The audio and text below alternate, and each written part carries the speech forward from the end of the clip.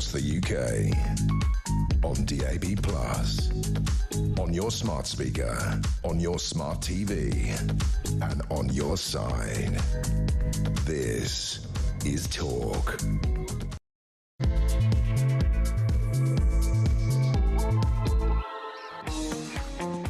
Hello and a very good evening to you. It is Petrie here with you until 1 o'clock as usual. And as usual, at midnight, it is your chance to talk back. And I do want to talk to you about this jury trials situation. And I know we've spoken about it before, but I think, pretty dismissive of it, thinking, oh, this won't go through. This is just nonsense. This cannot possibly be acceptable in this country.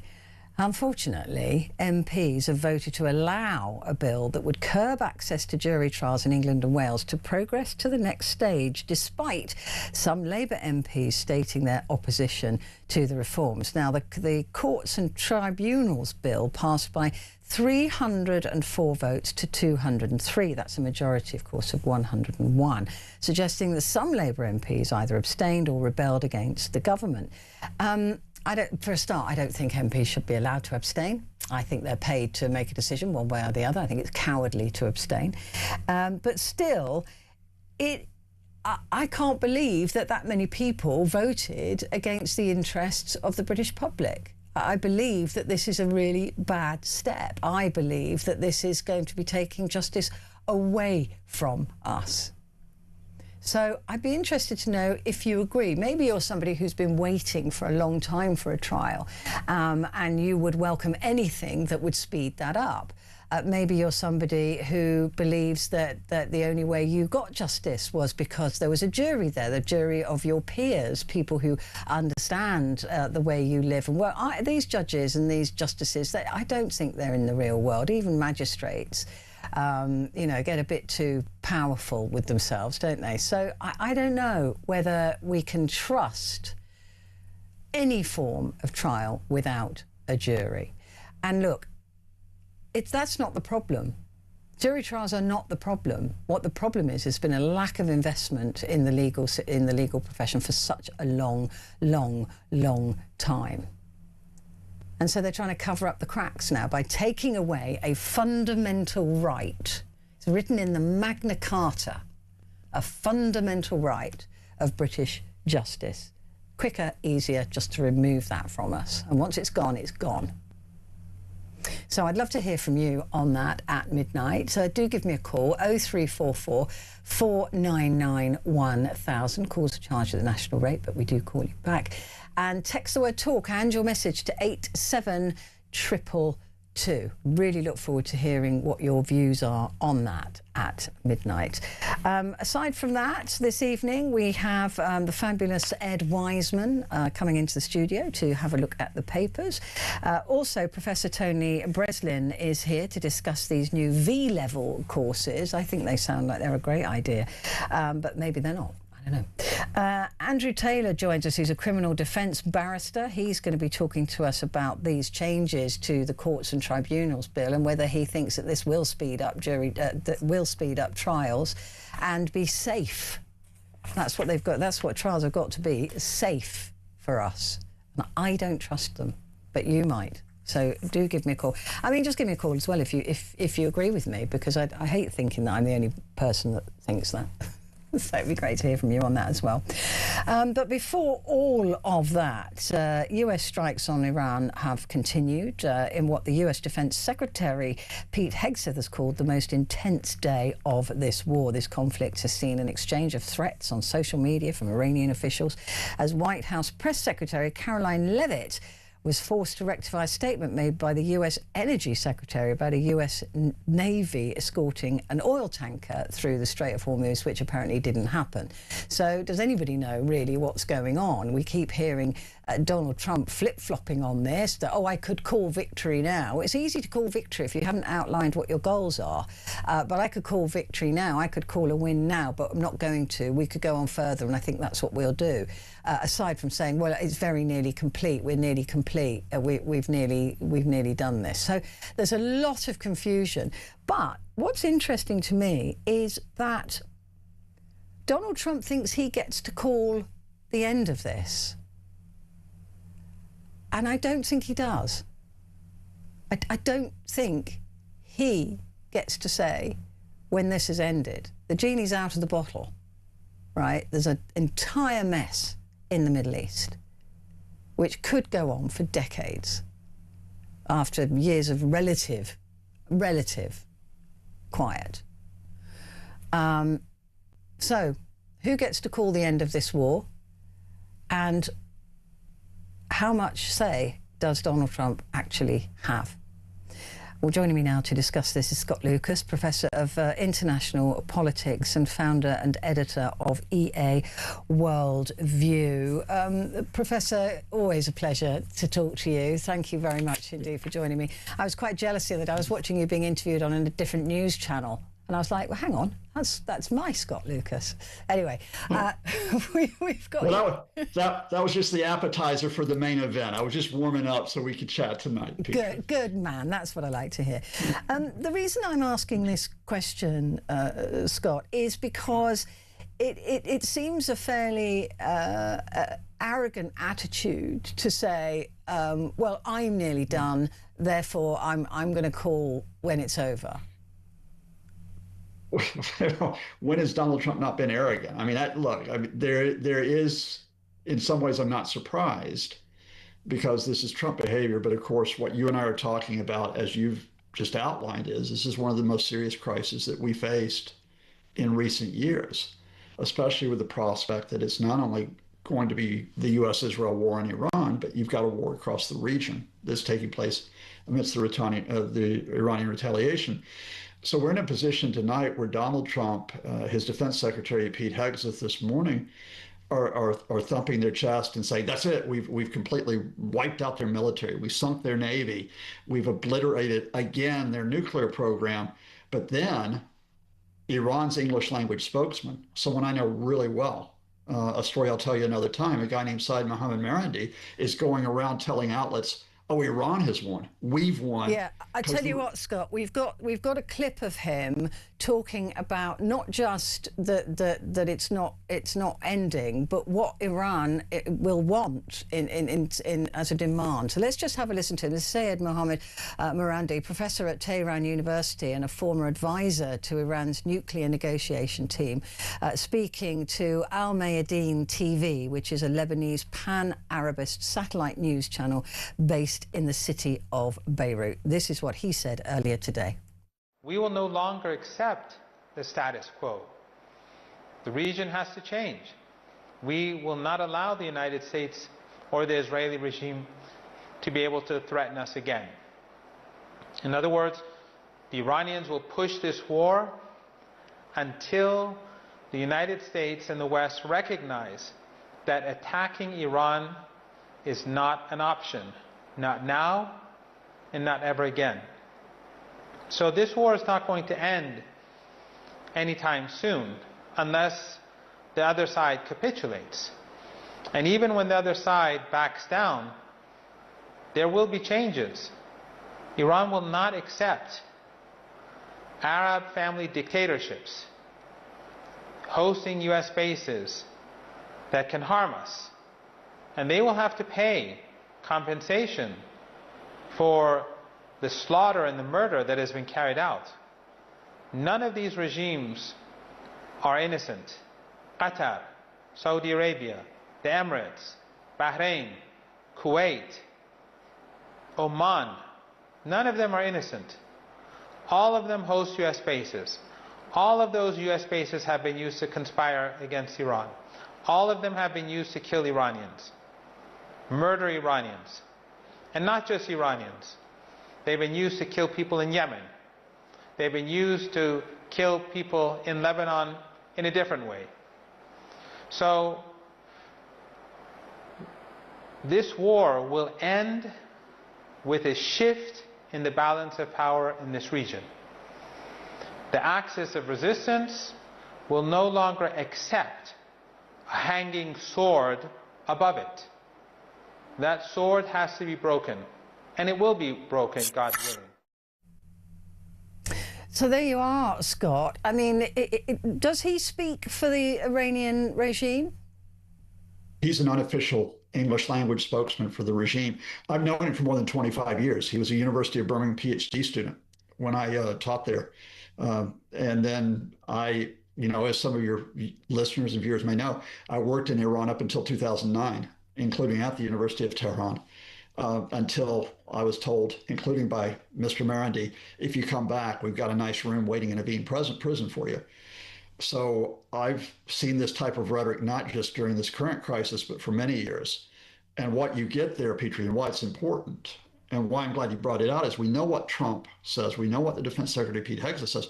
What a lot of people may not know is that this is what the Iranian regime is projecting. In this case, it was through not just a Lebanese station, it was Hezbollah's outlet, Al Mayadeen. And of course, Hezbollah is in its own war with Israel right now as we speak. And he was speaking to, just to add this dimension, he was speaking to a guy named Scott Ritter, who used to be an arms inspector in Iraq with the international mission. Then he quit, and he's become an ardent anti-imperialist. In other words, he works with the Iranians, he works with the Russians, saying that the West is bad. So it's showing you that the regime is not going to surrender. They're not going to lay down at this point, despite the supreme leader getting killed, despite all the officials and commanders that got killed on that first day, on February 28th. And even as the U.S. and Israel boasted that they carried out their largest strikes on Tehran today, the regime said, we're still here. And not only that, you heard that from, and it's ridiculous. You're not going to get the Americans being thrown off of their bases in the Gulf states. The Gulf states, in fact, are not happy. They're the ones that are getting hit by Iranian missiles and drones. But it's that type of defiant language which does cover up a reality, which is if the regime's not going to surrender, and the U.S. and Israel only have a plan A of bombing and just keep bombing, what's your plan B? What's your plan B to get the regime change or the regime surrender? And neither Israel nor the U.S. have that plan B at the moment. And this is the thing, isn't it, that we hear from America, oh, it's all going really well, we've completely crippled them, we've done this, and yet many people, military experts, are saying, look, they still have got incredible weapon facility, they're just waiting to use them until they can see the depletion of American and Israeli defense weapons. So it's not game over for Iran, is it? So what we know, and it's always important in terms, we know that Iran had around about 3,000 missiles before the June war in 2025. That was the 12-day war by the Israelis, supported by the Americans. We don't know how much they expended in terms of their missile capacity and how much they've rebuilt since then. But what we've seen so far is that even today, they still were firing missiles. I think they fired about 17 on the UAE. Yesterday, Bahrain's state oil company, had to say, you can't hold us to our legal obligations because of these attacks. Yeah. We know that the Iranians, of course, beyond the missiles, have effectively been able to restrict the traffic through the Strait of Hormuz, this key waterway for oil and gas supplies. They've cut that shipping by 90%. And I can't guarantee this, but I don't think they've used their most powerful missiles yet. No. In other words, I don't think this is escalated as far as it can. So, it's all well and good for both sides to thump their chest, but the reality here is you've got an uncontained war. So it's not just what's happening in Iran. And again, I've got interest here, Petrie. I've got many friends who are in Iran because of the connections I've made there. So it's not just that those folks are at risk. You've got folks in the Gulf states who are at risk. You've got Israel opening up a new war on Lebanon, including the bombing of Beirut and the expanding of the occupation there. And of course, you've got these global knock-on effects, the worst of which we saw yesterday. It receded a bit today with the global oil prices. But if this goes on a day, 2 more days, 3 more days, and there's no off-ramp for this, oil prices will probably spike again. And so, yes, you'll feel it in the UK. We'll feel it here in Ireland.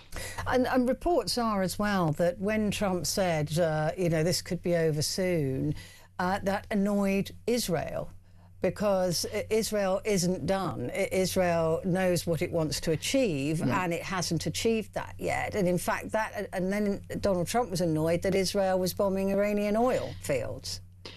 Yeah, so step by step here, the Israelis want regime change, and the Americans want regime surrender. And those are two different things. So if the current regime said, okay, we'll talk to the Americans about giving up our civilian nuclear program, and we'll talk to the Americans about giving up our ballistic missiles, the Trump folks have signaled, okay, you can stay in place. It's almost like a Venezuela situation, right? After Maduro was kidnapped there, that the rest of the regime was allowed to live. So that means when Donald Trump went wobbly yesterday because of the oil prices and stock markets, the Israelis thought he was going to quit. They worried he was going to quit. And that's why you had this panic that you're talking about. The problem for the Israelis is, and I've watched very closely what they've said today, Benjamin Netanyahu's statements continue to be to call on the Iranian opposition, rise up and take power in Iran. That's their plan B. The problem is the Iranian opposition, its leaders have been in prison for years and are still in prison. They've been forced to flee the country. There's no organized opposition in the sense of parties, in the sense of offices and communications. So it's one thing that all these Iranians do not like the regime, but how do they mobilize to push the regime out? And if they do mobilize to push the regime out right now, it looks like they're doing the bidding of the US and Israel. And that may not be supported by a lot of Iranians.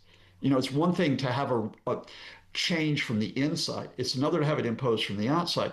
So all of this means that Israel doesn't really have a clear idea where it's going to go. The Americans don't have a clear idea where it's want to go, but we don't have the opening yet for the mediation.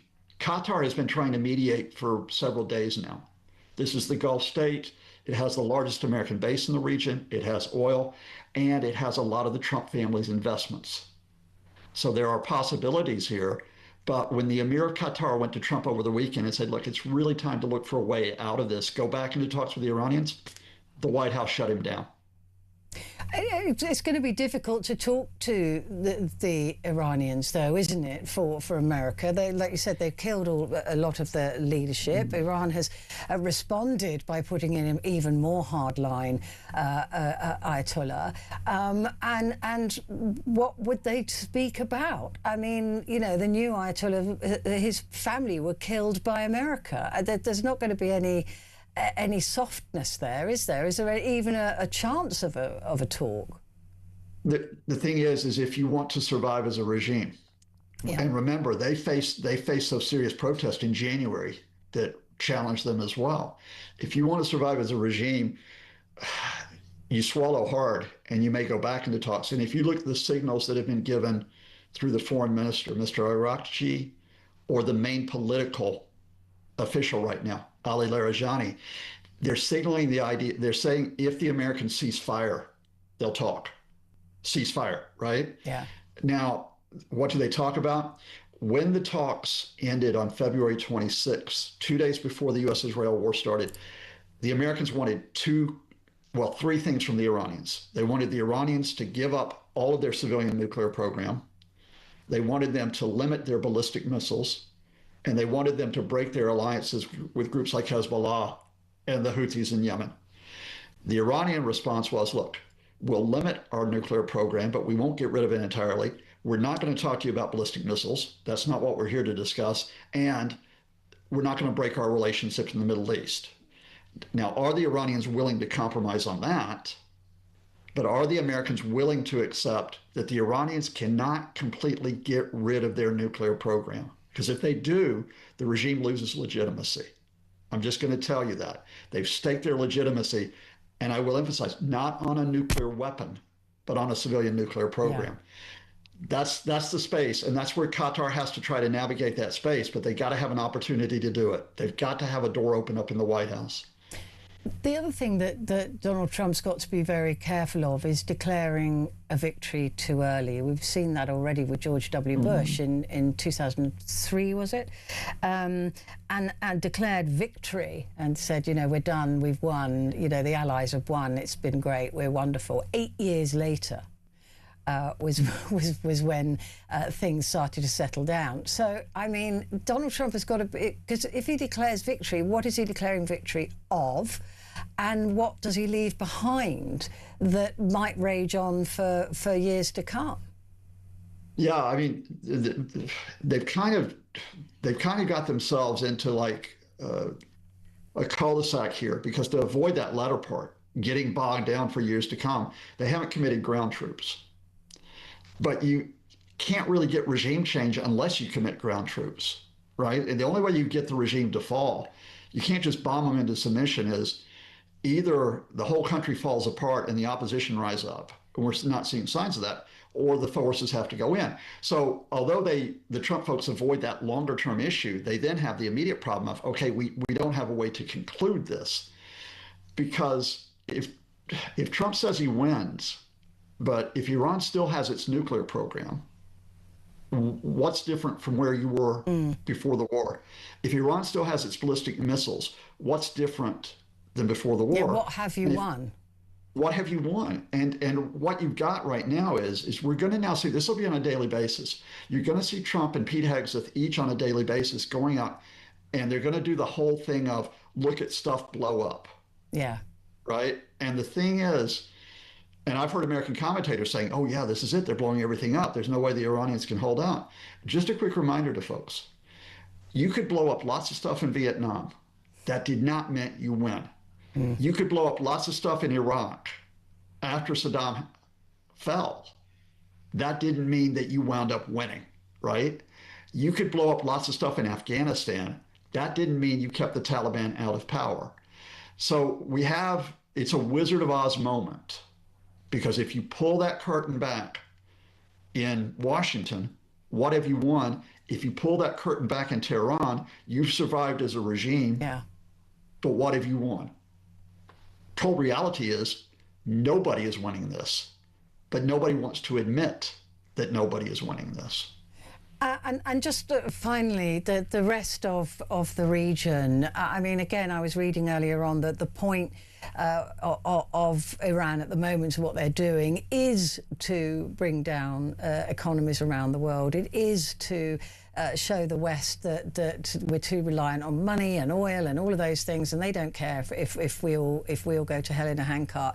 That is part of this war, is to destroy our economies. They're not going to let that go, are they? I can't see them just going, oh, well, Trump stopped, we'll stop. Well, if Trump will stop, then they'll stop doing this. I mean, where the Americans got wrong-footed, and I think the Israelis is, last June when Israel attacked Iran for 12 days, the Iranians never attacked the Gulf states, and they never threatened to close down the Straits of Hormuz. This time, and probably as soon as they knew the supreme leader was dead, they hit the Gulf states. And they made that threat to the Strait of Hormuz.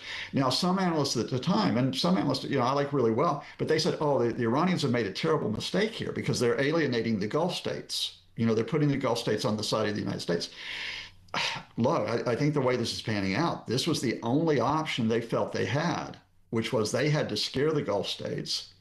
They had to disrupt the global economy, because what's the only thing, or what's the main thing that Donald Trump watches, even more than Iran? He watches the stock market, and he watches petrol prices, and he watches his opinion polling. And on all three things, that Iranian retaliation took a hit. The open question as I speak to you tonight is, how long can they keep that up? What is interesting, because this is a different dimension maybe for our next chat, as much heat as Keir Starmer has taken for not supporting the United States, we're at a point now where the UK and the Europeans are considering whether they're going to enter this war in a big way, which is by going in to provide forces in the Strait of Hormuz alongside the Americans. Yeah, the French have certainly indicated that, haven't they? Yeah, and I think the British are moving that way as well. But again, that doesn't solve things, Petrie. I've got to emphasize this, because in the 1980s, the United States went into the Strait of Hormuz during the Iran-Iraq War to try to keep the shipping lanes opened. In 1987, the Iraqis hit one of their warships, killing 37 sailors. The next year, the Americans misidentified an Iranian passenger jet, thought they were being attacked.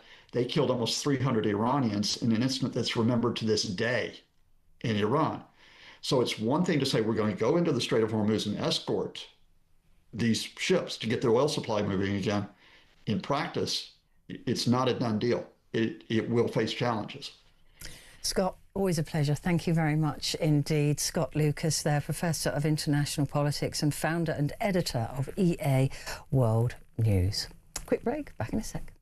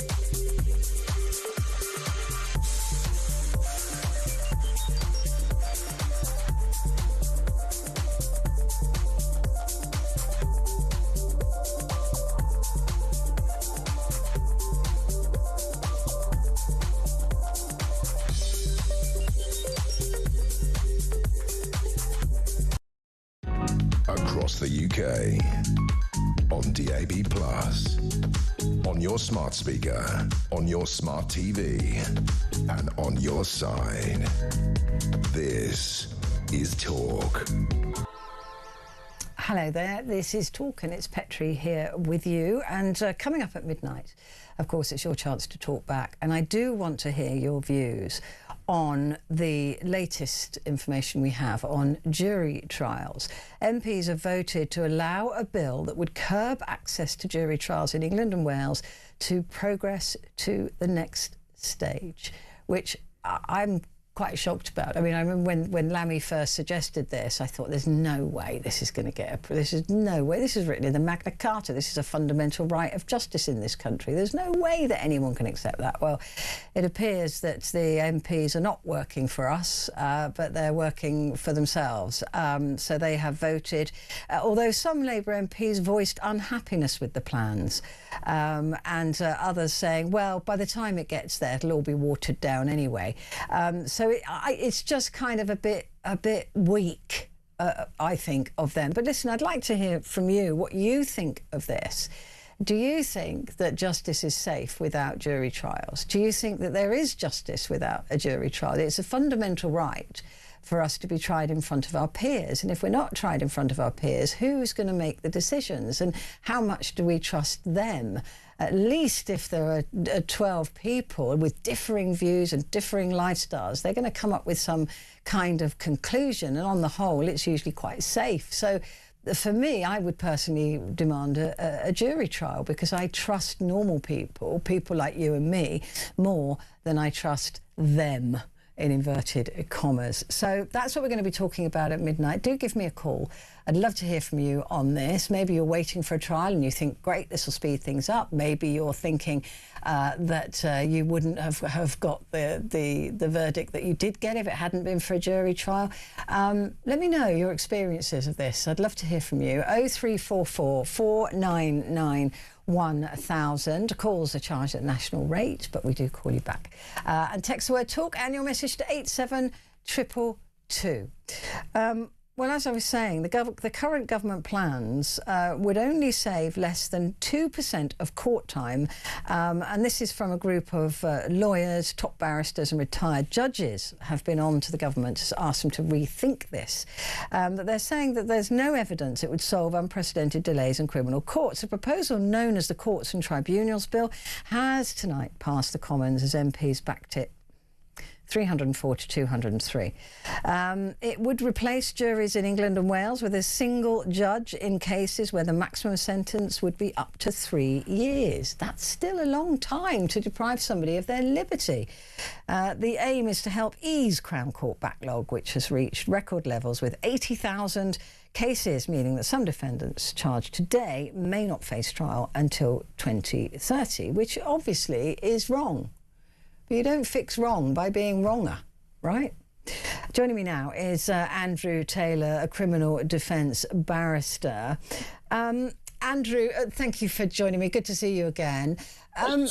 Look, I keep saying, you know, this is something fundamental to our rights. This was written into the Magna Carta. This is something that we've taken for granted, if you like, as a central tenet of the fairness of justice, and for law to be seen to be happening, right? We need to watch justice happening as well. What do you make of these reforms?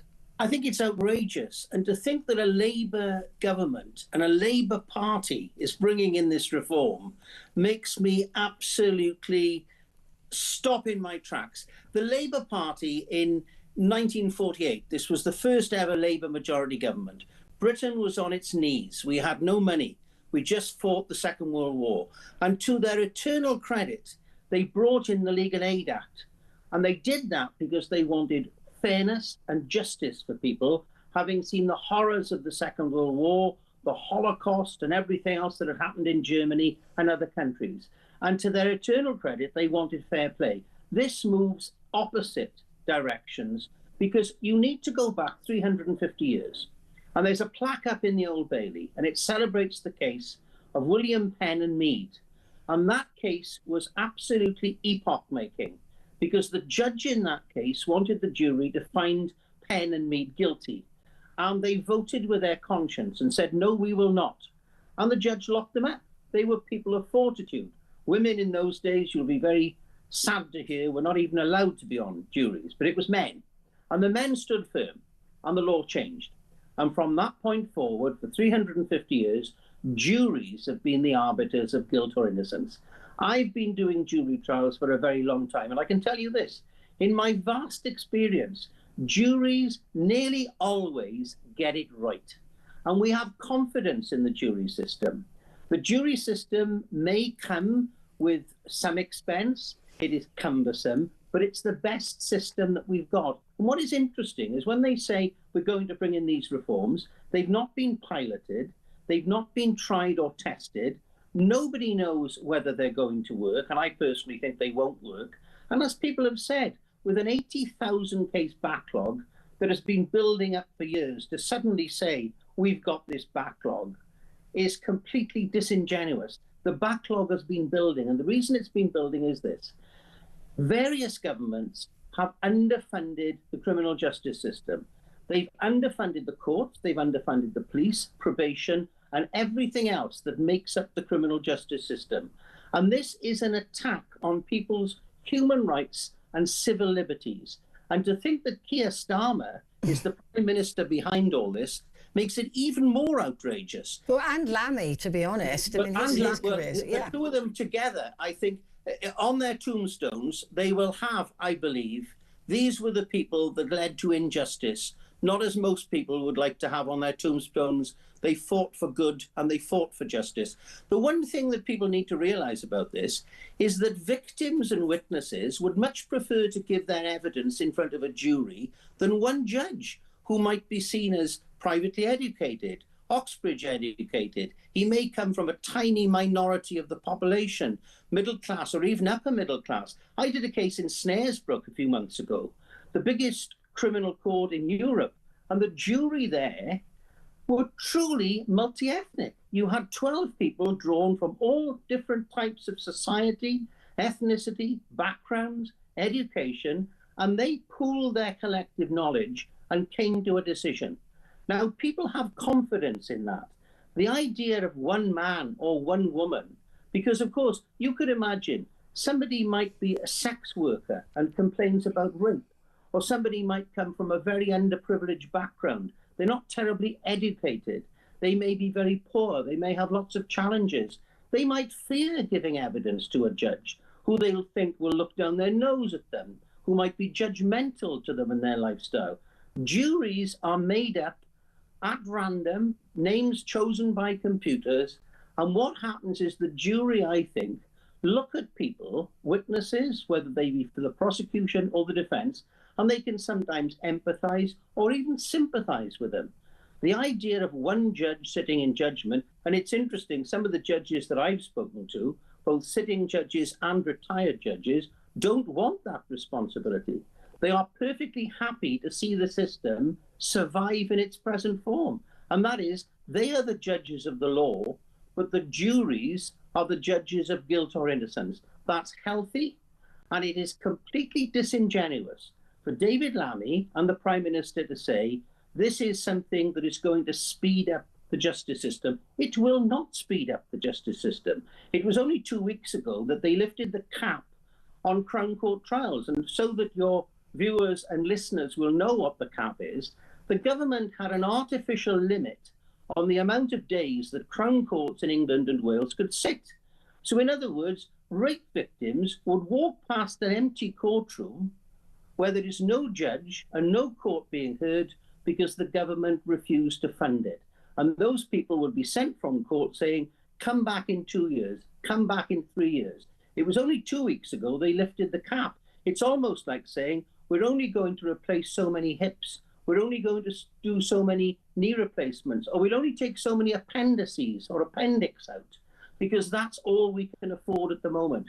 The criminal justice system, I believe, for many years in this country, was the fairest and the best in the world. I can remember going to a lecture by Lord Denning many years ago when I first qualified.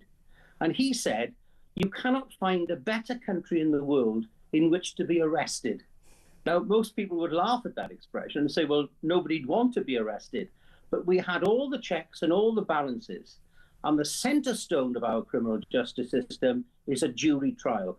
John Fitzgerald Kennedy, late President of the United States, once said, because they have jury trials in America, as we well know, the highest act of citizenship that you can confer on an individual is to be able to sit on a jury. It's a very important constitutional right and privilege. And people who come to court and sit on juries go away, I believe, saying, well, I've done my bit for the criminal justice system, whether the verdict was guilty or innocent, because they have sat in cases involving murder, rape, drugs cases, assault, and they can weigh up. You don't need to be a judge to work out, is a person being honest or dishonest?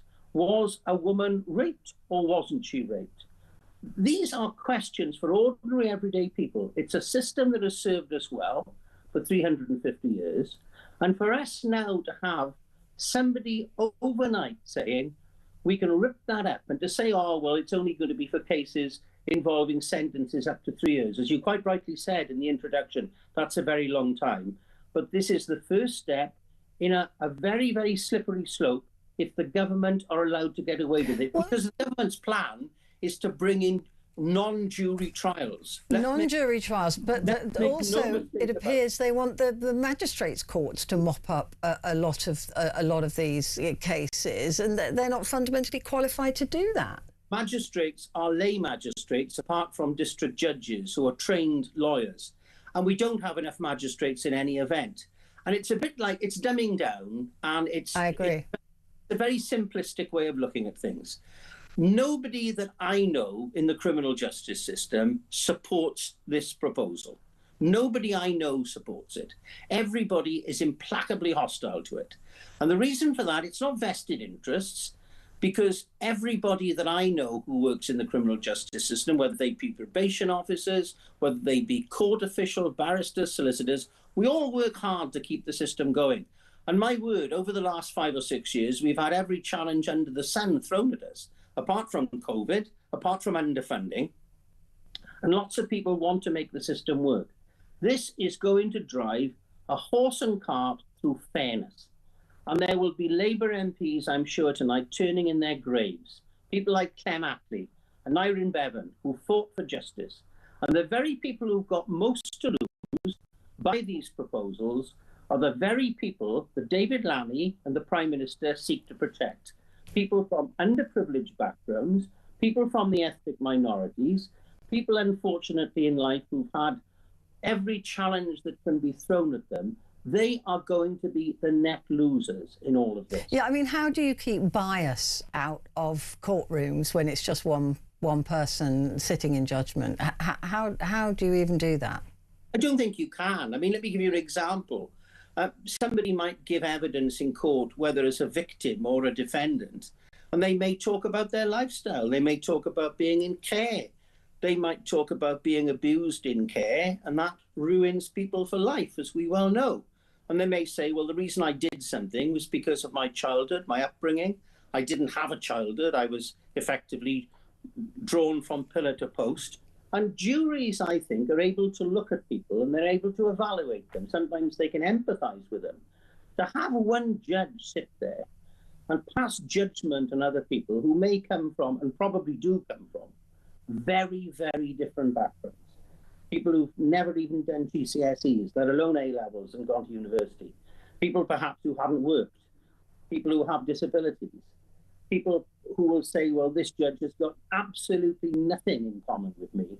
I come from an ethnic minority background. I was brought up in a home where committing crime was almost an occupational hazard.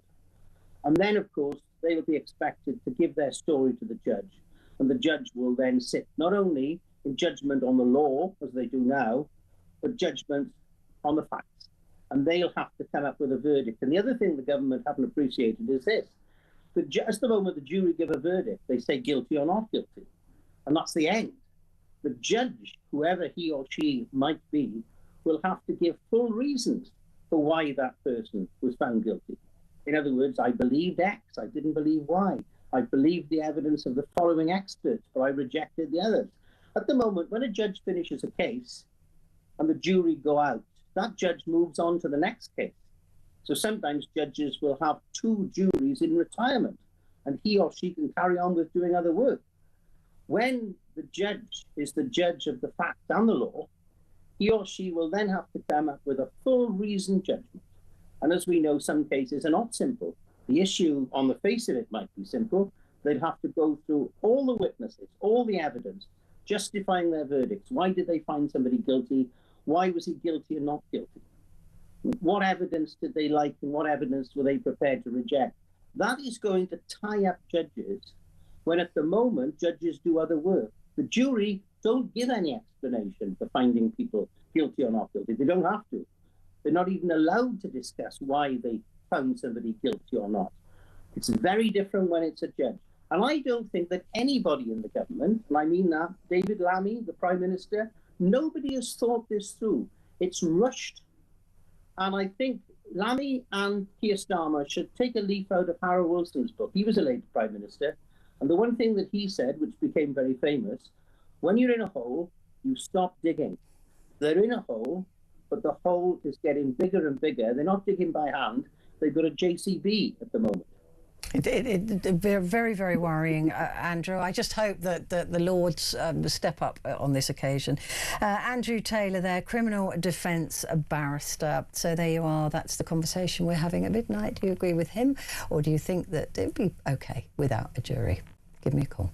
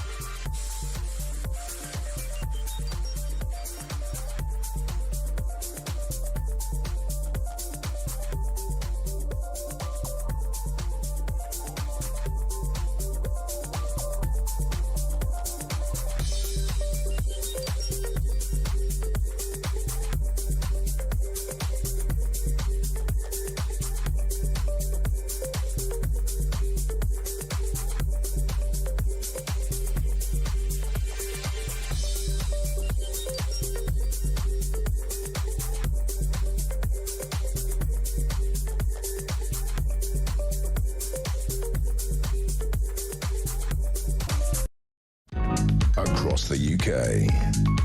On DAB+. On your smart speaker. On your smart TV. And on your side. This is Talk. Hello there, this is Talk and it's Petrie here with you. And just a reminder that coming up at the top of the hour is Ed Wiseman. He will be here to go through the papers for you for tomorrow. Before that, the government has announced new V-level courses aiming to end snobbery in education and broaden options after GCSEs, an alternative to A-levels. Now you'd be thinking, well, there already are alternative to A-levels, aren't there? There's the T-levels and there's all these other BTEC things that might be the same thing, I don't know. From next year, 16-year-olds will be able to choose more vocational alternative courses, including digital and finance, designed around real jobs and skills employers need. Students will be able to mix and match academic and vocational subjects. Those currently in Year 9 will be the first group to be able to take V-levels. Now, on the surface, I think this looks pretty good, because there are young people who say, well, I can do an A-level in Spanish, but I don't really, I want to do something else. I want to be a hairdresser, or I want to be in the creative field. So is this going to be the solution to taking snobbery out of education? Well, joining me to discuss this is Professor Tony Breslin, Chair of Governors at a Further Education College and author of Lesson from Lockdown, the Education Legacy of COVID-19. Very good to see you, Professor. Thank you very much indeed for joining me. There's always been this sort of snobbery, hasn't there, about whether somebody is going to go to university or not, and that if you went to university, you were the creme de la creme. Are we trying to move? Have we moved away from that? Well, I think we've made several attempts to move away from it, and I have to say this is encouraging. In a sense, what we've done over the last 30 or 40 years is we've encouraged a range of people to go to university. I think that's absolutely right. We've got far more of our population is now graduate educated. What we haven't done is thought about education for skills. We haven't thought about the apprenticeship route sufficiently. We haven't developed industrial skills. And we've tended to perpetrate the idea that the academic is somehow superior to the vocational. They ought to be equals. And the introduction of the V-level, I think, offers the promise of a qualification that has the same architecture as A-level and can be, as it were, mixed and matched, which means that young people won't necessarily have to choose between the vocational and academic track. I think with our history, once you have to make that choice, as a country, we found it very difficult to give the same credit to the vocational, the professional, the technical that we do to the academic. The Germans and others haven't necessarily had this issue. But putting V-levels and A-levels into kind of essentially the same architecture, so somebody can do Spanish, but they can also do the new digital V-level, or they can do the finance or education V-level, allows that. That doesn't mean they won't go to university. It's not taking them off one track and onto another, but it actually means we have a system that people can pursue to the level that they need to for their needs. So I'm optimistic. And also, not every child is academic, right? I mean, children are very different. They can be very clever, very smart, but just hate exams or rail against exams or all of those things. So will this V-level, follow the same structure as an A-level in terms of the way that it's examined, which I think would be a mistake in my view, or will it be examined in a more holistic way? Well, I am hoping that it will be examined in a more holistic way. Yeah. I think that, during lockdown, for instance, when the pass rates at A-level went up, a lot of people thought that was because of soft examining. Actually, it was because young people were being assessed in a far wider range of ways. Yeah. So guess what? More of them succeeded. So I think it's really important that qualifications are assessed appropriately in terms of the area they're exploring. we haven't seen enough of the kind of design work on this yet. But by the same architecture as A-level, I do not mean the same kind of exam. Right. But I mean the kind of same unit structure. It could sit within a similar option system, so that actually the choice you don't have to make at 16 is whether you go for one kind of qualification or another, and that actually doing the two together becomes a realistic option, because in all sorts of professions you need the academic skills, but you need the practical ones. I'm pretty good on the academic. I'm absolutely useless on the practical. I'm the other way around. Yeah, but I kind of think that actually, had we come to a slightly more balanced system, and I think this goes a little bit further back, I would like to see all young people doing a course of vocational work-related learning from 14 to 16. Not one that ties them into a particular career, but just gives them an experience of workplace, of a range of technical activities and so forth. I cut my teeth as a teacher organising a work experience programme. Turned out to be the first borough-wide, school-wide work experience programme in Haringey. And it was invaluable. We don't do enough of that. And again, if we can just say that broad curriculum doesn't make you choose between the academic and the vocational, it gives you the experience of both. And actually, then you can make informed choices, whether you continue either at university or whether you enter the workplace. I absolutely couldn't agree with you more. And I also agree with you on the 14-year-olds, because I was saying earlier on, at 14, I knew my son wasn't going to go into the medical field or do anything associated with the sciences, right?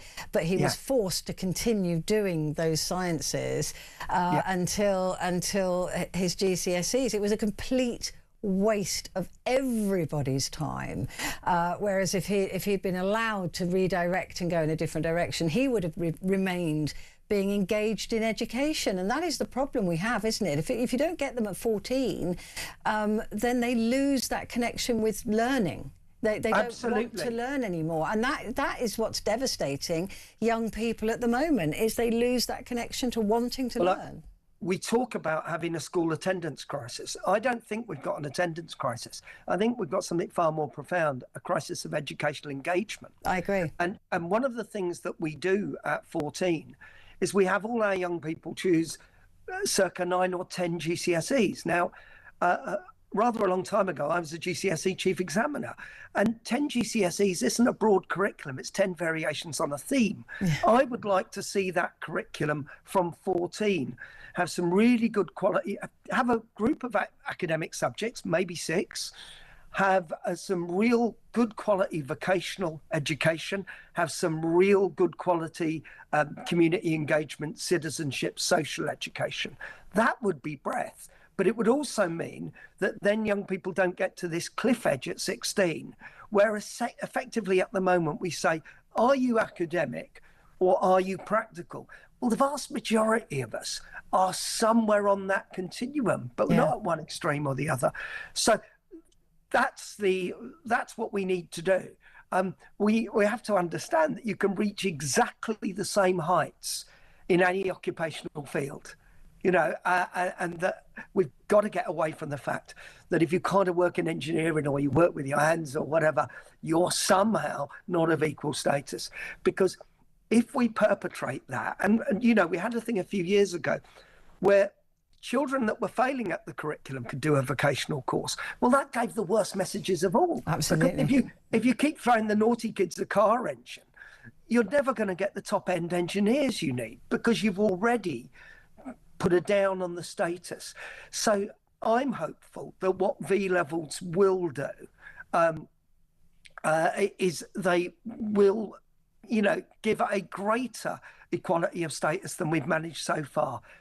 We've got a bit of a hill to climb, but there's great work going on in further education to do this. Certainly where I am at West Arts College, fantastic work going on. We know there's fantastic work going on in school sixth forms as well.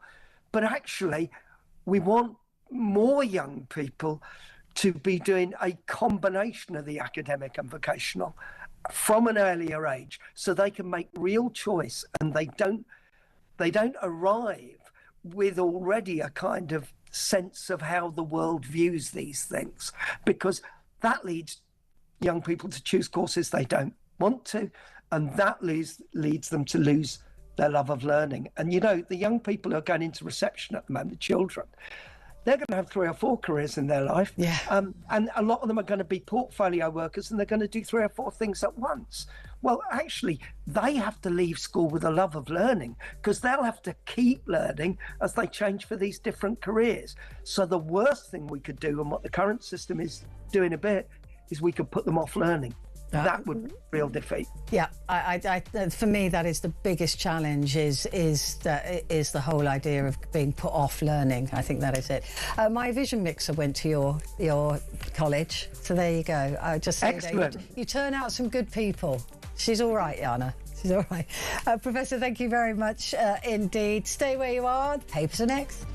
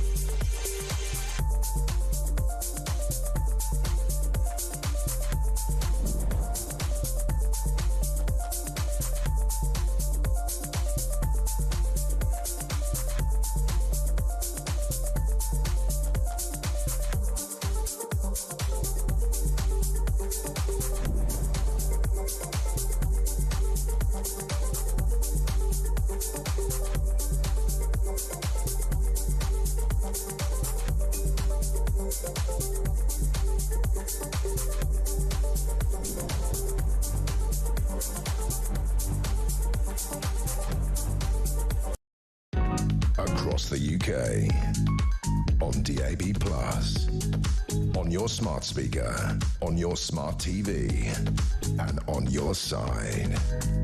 This is Talk.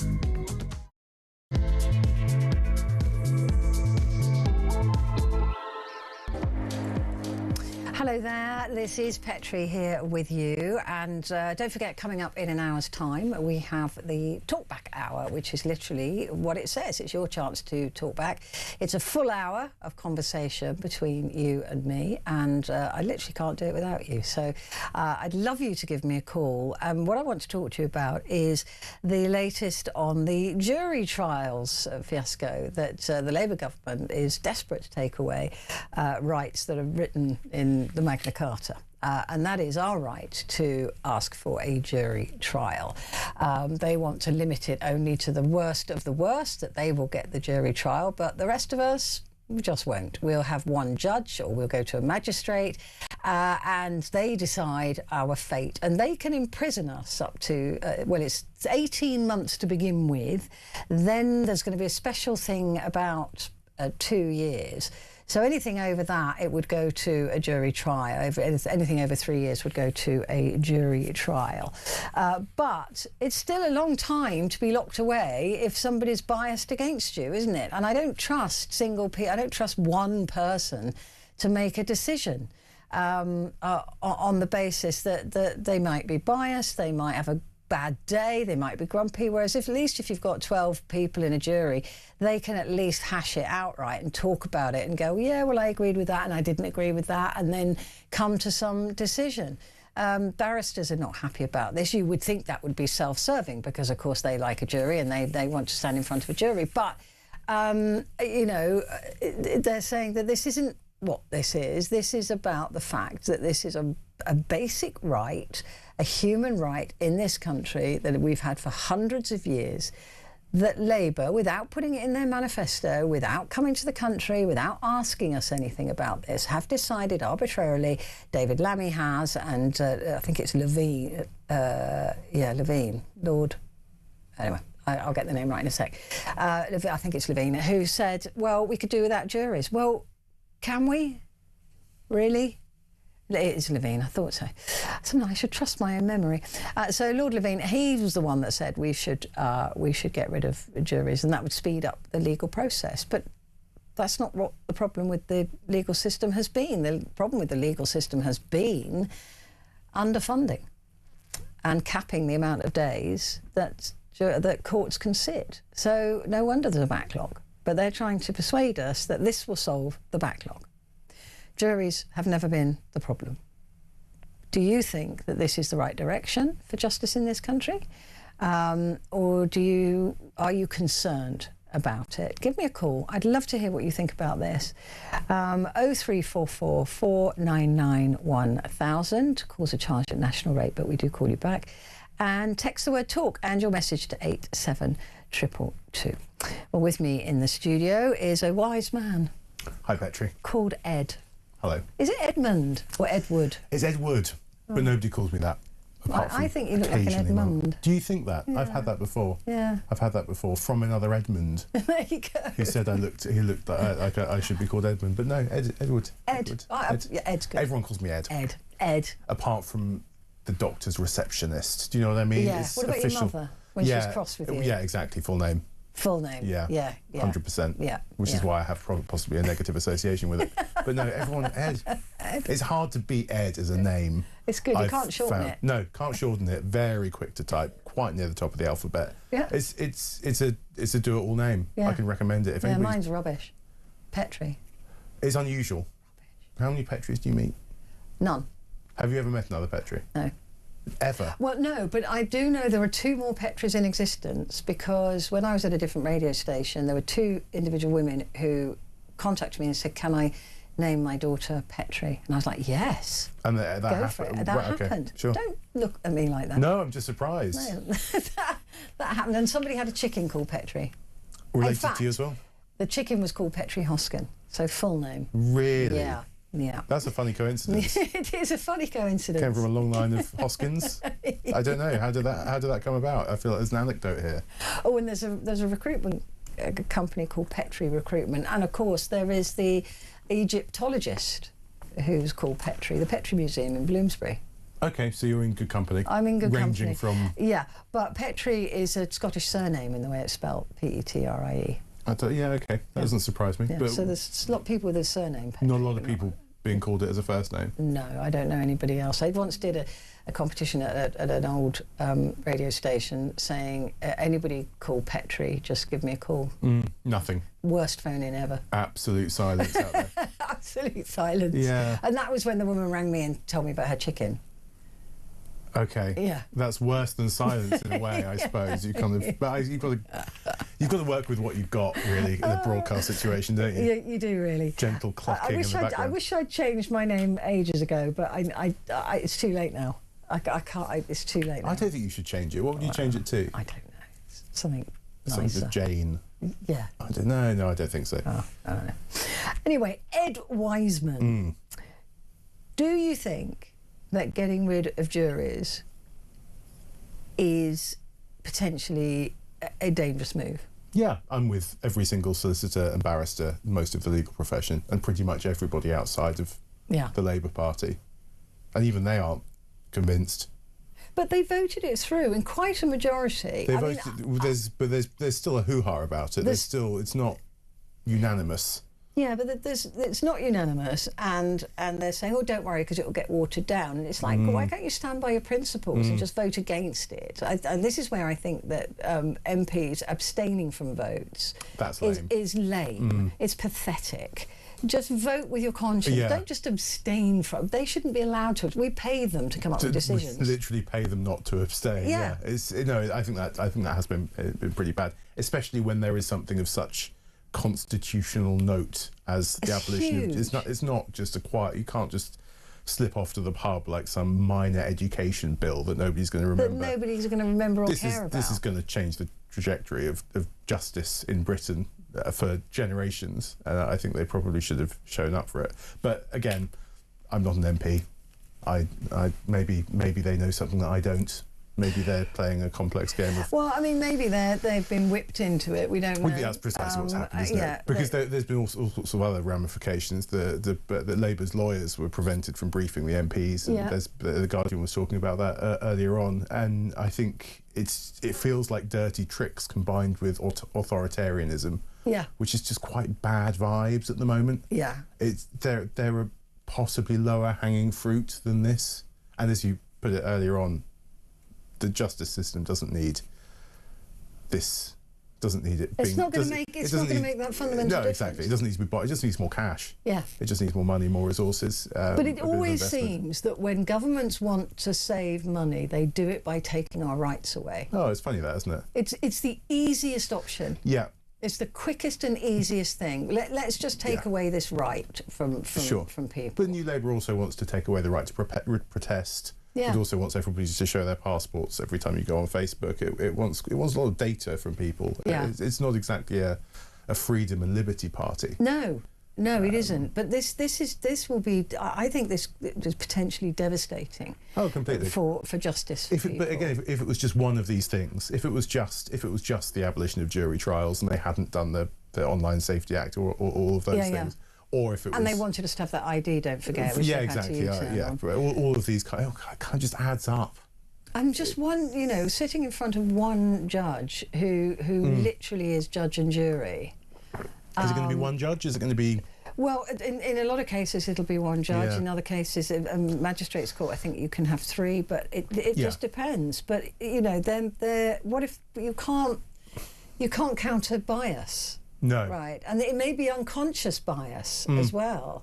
It may be misogyny, it may be misanthropy, it may be, all sorts of things, or just not understanding how other people live. A lot of these judges live a rarefied life. They always have. They've come from wealthy backgrounds. They don't understand, and at least with the jury, there are some people there who may have empathy. You may get a fellow prole on your bench, and which I think that is fundamentally the idea behind it. That's the point, right?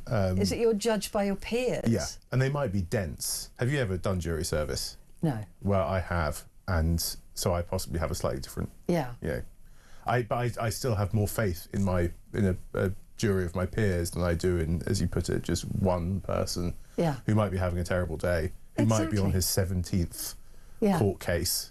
And I guess a lot of these court cases will be fishing without a licence or TV licence fees. I think they'll still go to magistrates. But that sort of level, there's going to be a lot of that just being churned through. Yeah, it'll be anybody who would, and we already know that quite serious crimes have, the sentencing has become watered down because there's no prison places. So these can be quite serious cases that would only get 18 months to 2 years in prison. But that is a long time now in prison, isn't it? That's actually quite serious cases are getting those sort of prison sentences. So it's not just the very light legal cases, because we've watered down everything. I mean, we've like I said, reduced sentencing. We're not putting people away for crimes that we think, well, hang on a minute, there's a paedophile there who's been looking at images, child sexual abuse images, and they got 6 months probation. So that's, for me, a serious case. But that also speaks to, I think, the journalism around court reporting no longer really exists. I think that's something that I've been slightly aghast at. When I first started, court reporting was a relatively big part of local journalism, certainly, but now I don't think anybody really does it.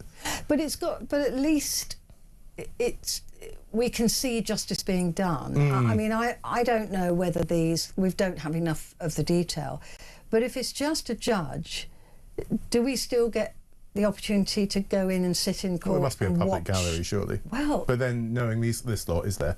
Yeah, not to be too sort of tinfoil hat. Yeah, but will they take away our right to go and watch?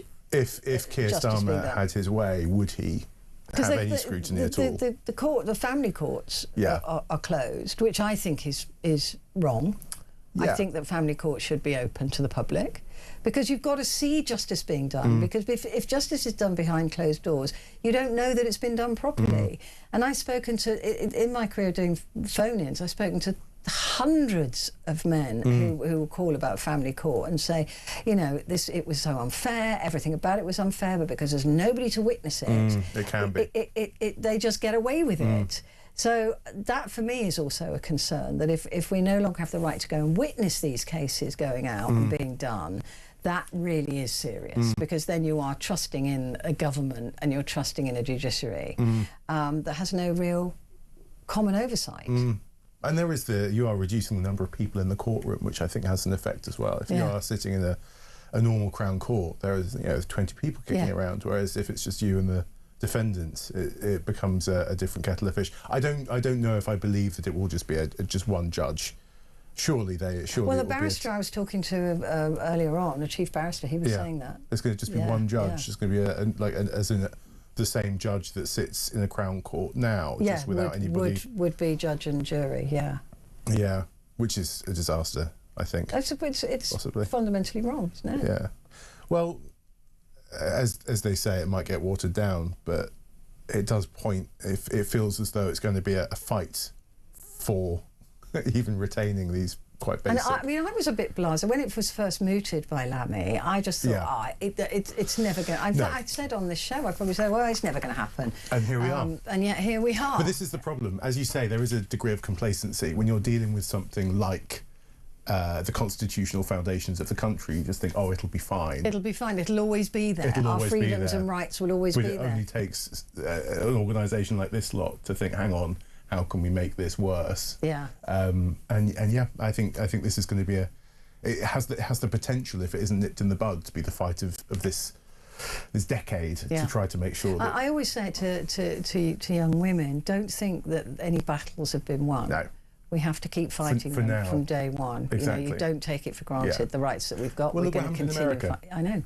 Look what happened in America. They were sort of women who are my age were born into a period of relative stability, not everywhere, but state by state. Yeah. And now that's being systematically stripped away. Yeah. It's only just round the corner. But it's interesting. A lot of the analysis of the jury trials, the Labour Party are trying to call it reform, but I think a lot of other people have other words for it. Is highlighting that the public are generally not very engaged with the justice system. They don't really understand it, and that's one of the reasons why complacency. They think they can get away with it. No, I mean they just don't know what's going on. Sort of, no, but the government think they can get away with it. The government think that they can get away with it because people just unless you are involved in the criminal justice system, then you don't really. Either you get a jury summons. You just hope that you never do. Yeah. If you've had this right stripped from you. But then I think everybody hopes that they never do anyway. I can't imagine if anybody's looking forward to a jury trial, but I think there are other risks here. Yeah. And to throw away something that is, fundamental for hundreds of years. And also is kind of the jewel in our crown, really. We do have a justice system that I think is worth being quite proud of around the world. I can't think of that many that are better. Well, many are modelled on ours as well. Well, pretty precisely, and I think retaining that is, we should look at that and think maybe let's not throw that out to potentially save. Well, you'd hope not. But like I said, when it first was mooted, I just thought, well, rubbish, it won't happen. Yeah. Don't worry about it; it won't get through. So. But then that can maybe be a lesson to us all, that just because it's seems ridiculous, doesn't mean that somebody won't try to take it away from us. So I'm optimistic, cautiously, because I think maybe the Lords will squash it. Well, they're out soon anyway, aren't they? They're last of the hereditary peers. So that's why they want to get rid of them, because they might squash. Because they might, yeah, exactly. Any sort of scrutiny. They might actually have a foundation in. Mind you, Lammy's got a foundation in law, and so has Keir Starmer. But they're also career driven, aren't they? That's the thing. I don't know. Do you know what's happening with Angela Rayner? Has she come out and said anything today? No, not yet. I haven't seen anything. That would be worth listening to. Yeah, that will be interesting actually. Before she ends up in court of some description. Now, that's the phone in at midnight. So please do give me a call. Have you served on a jury? Do you think that it is the right thing to do? It is a basic, fundamental right in this country to be faced with a jury of your peers. Give me a call, 0344 499 1000.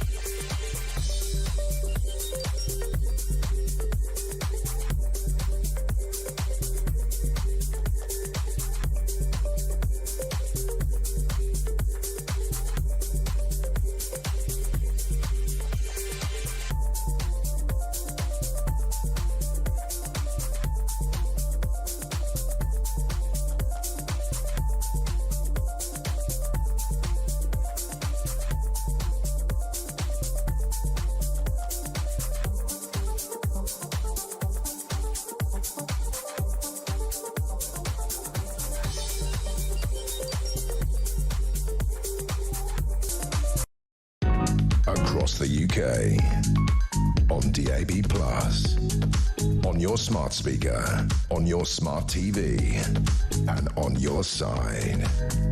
This is Talk. Hello there, this is Talk, and it is Petrie with you. With me, Ed Wiseman, transport and travel journalist. Hi. The Times newspaper. US bombers take off from Britain for an attack on Iran. 3 B-1B Lancer bombers took off from RAF Fairford after Pete Hegseth, the American Defence Secretary, said it would be the most intense day of strikes on Iran since the conflict began. I thought they were only allowed to use our places for defensive action. Well, that's what they say. It's preemptive strikes, so they're blowing up missile fuel sites. Right. Which is, I don't know, defensive is possibly a bit of a stretch. But they're not sort of blowing up chain of command, I don't think. They're not blowing up schools. But no, I don't think so. Hopefully Sir Keir Starmer has said, please don't blow up schools from Gloucestershire. Yeah, there's some evidence now, isn't there, that it was a Tomahawk missile that hit the school, and Trump is trying to say, well, other people have got Tomahawks. Well, it was either Israel or it was America. Israel has form. Yeah. And no one else has Tomahawks. Yeah. So it seems that the idea that Iran somehow got a Tomahawk and immediately blew up a prep school is I think is maybe ridiculous. Not. But then we live in a post-truth age. So true. He's only got to say it a few times and people will believe it. Extraordinary. That's a very, very sexy photograph, though. It's good, isn't it? That's really good. Getty. I thought that was nice. I wonder if that was just a heroically long telephoto lens and a very early start. A very early start. You can smell the coffee and Marlboro Lights, can't you? And actually the jet fuel, I used to love the smell of jet fuel. Yeah, absolutely honks. It really does, but I loved it. I got so addicted to it, to the smell of it. That's a tricky addiction. I was always hanging around. It's expensive now. Yeah. What do you do? I know. but I was always on landing strips and things like that. But yeah, it's an amazing photograph there. Hegseth promises most intensive day of strikes since the conflict began. So we'll wait and see the images that they declassify.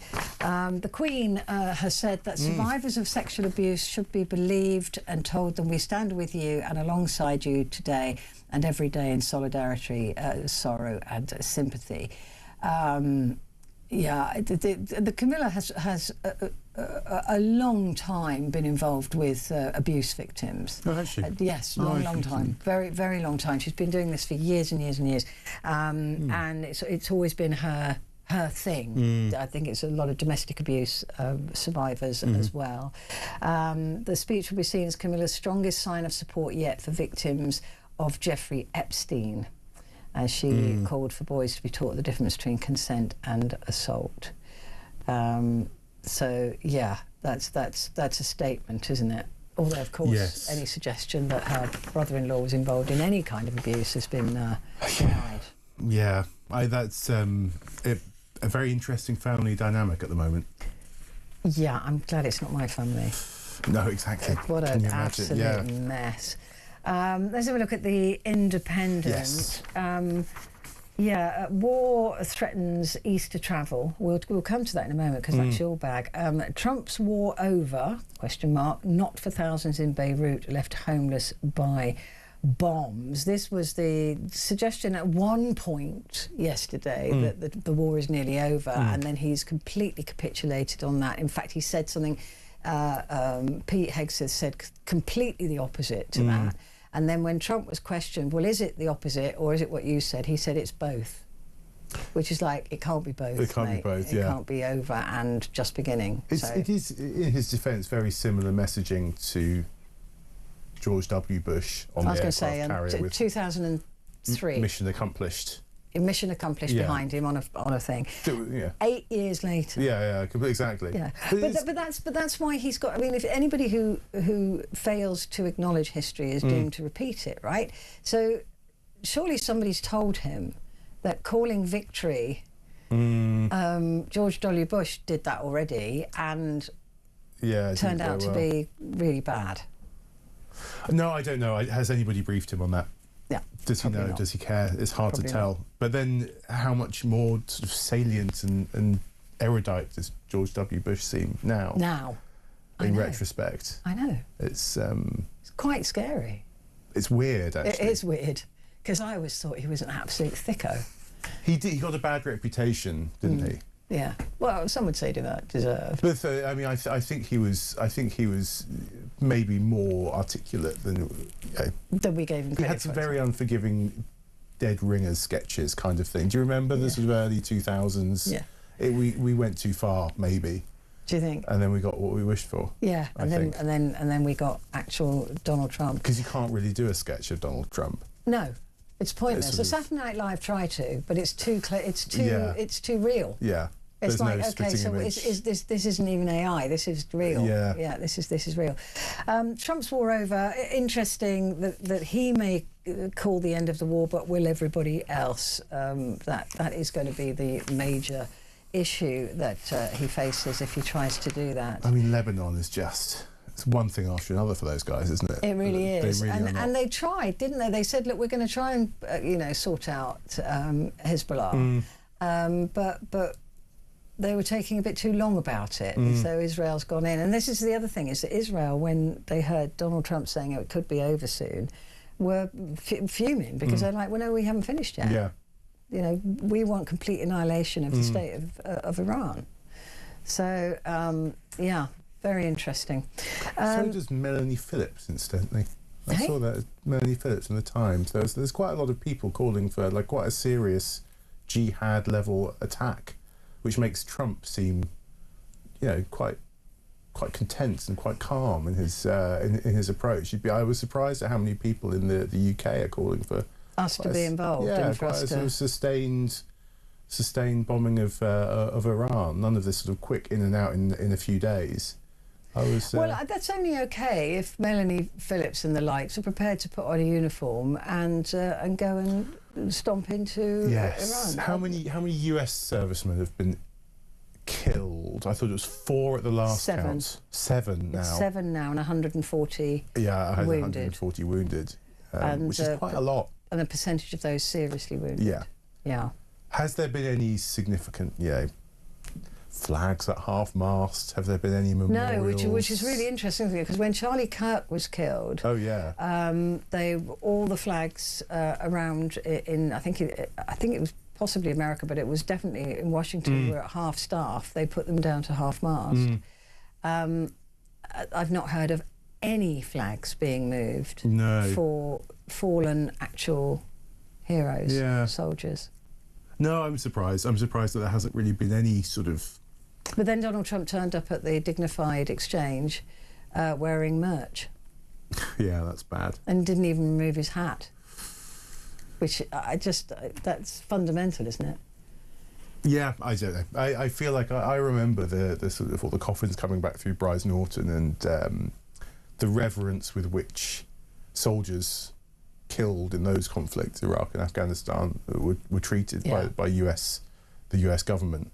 Yeah. And it's just, there seems to be a conspicuous absence of that in this conflict. There really does. Really and the almost blasé attitude of, well, people die in war. Which is true. It is true, but if you're a parent of somebody who's got or a if you're uniform just, on, I don't know, even if you're not, I feel bad for those guys. I feel bad for the, it feels very odd. I think to me, when I think of the US, especially the US military, I think of that pomp and Arlington sort of cemetery, and a lot of the sort of the dignity with which the soldiers are treated, a real respect for veterans as well. Obviously, that doesn't go all the way up. I know that they're given quite a bad deal as they get older and suffer from PTSD and things, but I do think that there has been historically a reverence for service people in the US. Has that gone altogether, or is that? Yeah, I mean, Donald Trump has also said things like, they're fools, or they're whatever. He's not been very polite about service people, and there's I think there's a lot being said in America at the moment about getting Baron Trump to sign up. Yeah. And I think if you are a leader that goes to war, that takes a country to war, your kids have got to get in uniform, because you're sending other people's kids to die. And if they did have their own children in uniform, would they behave in a different way? I suspect they would. Well, he got out of it with the bone spurs, didn't he? Baron has as well, yeah. Oh, he's got bone spurs. Apparently. Hereditary bone spurs. Yeah. Netanyahu's sons. 5 times Donald Trump dodged the draft. 5 times. Each, yeah. And that's the thing, it's never the leader's children that end up in a coffin. Yeah. It is always other people's children, and they treat them like they're nothing. Well, I mean, this is kind of what makes me think. I don't really understand how it works in different countries. But I was thinking of Netanyahu's son being in Miami or wherever he is, far away from anything kinetic. But my understanding is that treating dead soldiers with respect and having these big ornate ceremonies and having a funeral, having a state funeral, effectively having a proper parade and honours, is part of the military machine. It's not just a nice to have. It's what makes soldiers feel like they are part of something important. The idea that if you die, you are sort of martyred. You're a hero. You die for you'll die a hero. But without that, is that just a winding down of American military might? Does that reflect a change in attitudes? I think it reflects a change in attitudes we talked before about human beings. I mean, at the moment, you've got Donald Trump again, who was only weeks ago saying, "We're there for you, these brave revolutionists in Iran." Yeah. And now you're not telling me that this bombing in Iran hasn't killed some of those people. Do you know? So there's this lack of empathy or support for human beings. It has all of the bloodlust, but none of the actual strategy behind it. I think they should be forced. They should be any of these old men who create wars for young men to die and young women to die, and they should be the first on the front line, or at least their children should. Do you think that anything will happen? Do you think there will be any significant legal consequences for any leader found to have committed a war crime in this conflict, or in any of the conflicts over the past few years? Do you think there will be No. Nuremberg, or do you think there's any scope for it at all? I just don't think so. I mean, he's got presidential immunity for what he does during his presidential. Mind you, he didn't go to Congress. Everyone keeps saying that this international law now is a nice to have, as opposed to people are still being tried in The Hague. There's the Balkan conflicts. Yeah. I mean, and that's a long time ago now. 30 years. And they're still cropping up. Yeah. And so I wonder if in 2050 this will be of interest to a supranational court. It might do, but you know, by then a lot of the main players will be dead anyway. Possibly. I think yeah. I don't think Trump's going to be around for that long. But then again, when you look at some of the Balkan leaders, they were. Yeah, I met some of them. Well, no, exactly, and nasty bunch. Completely. I don't think they were particularly looking after themselves. Radkan Mladic. Did you meet him? Radkan, yeah, I did. Yeah, but I assume they're all just quite not hard partying, but you know what I mean. Like I can't imagine they were, you know, eating their 5 a day for the no, they were a particularly scary bunch of them. But a lot of them lived quite a long time, and some of them did live long enough to face justice for some of the atrocities. And you know, I think it was either Karadzic or Mladic that met both of them, who designed the rape camps. Oh, really? Yeah, charming people, lovely. Exactly, but I mean, we're not at that point, I think, yet with any of the conflicts in the Middle East, but we are. There have been allegations of war crimes. Well, if that school was bombed, then that is potential. Yeah, but I mean, we've had schools and hospitals being bombed sort of every other day for the past 4 or 5 years. Yeah, in Ukraine. But to what extent is it just a question of? I don't have much faith at the moment in the world's legal system. Just the world in general. Yeah, the world's legal system. Anyway. Yeah. I don't know whether anybody. It's almost like if you don't want to be part of it, you don't have to be. Got a message here. So this is from Tim in Londonderry. He said, my friend Jamie Petrie. There's a Jamie Petrie co-wrote "Things Can Only Get Better." Really? With Peter Cunha. Wow. From D Ream. Oh, there you go. The song. Exactly. It's a banger. It is a banger. Well, there you go. Fundamentally opposed to everything that we've just been talking about. Jamie Petrie. I've got a brother called Jamie. Interesting. Is he a songsmith? No. Quick break. We'll be back in a sec.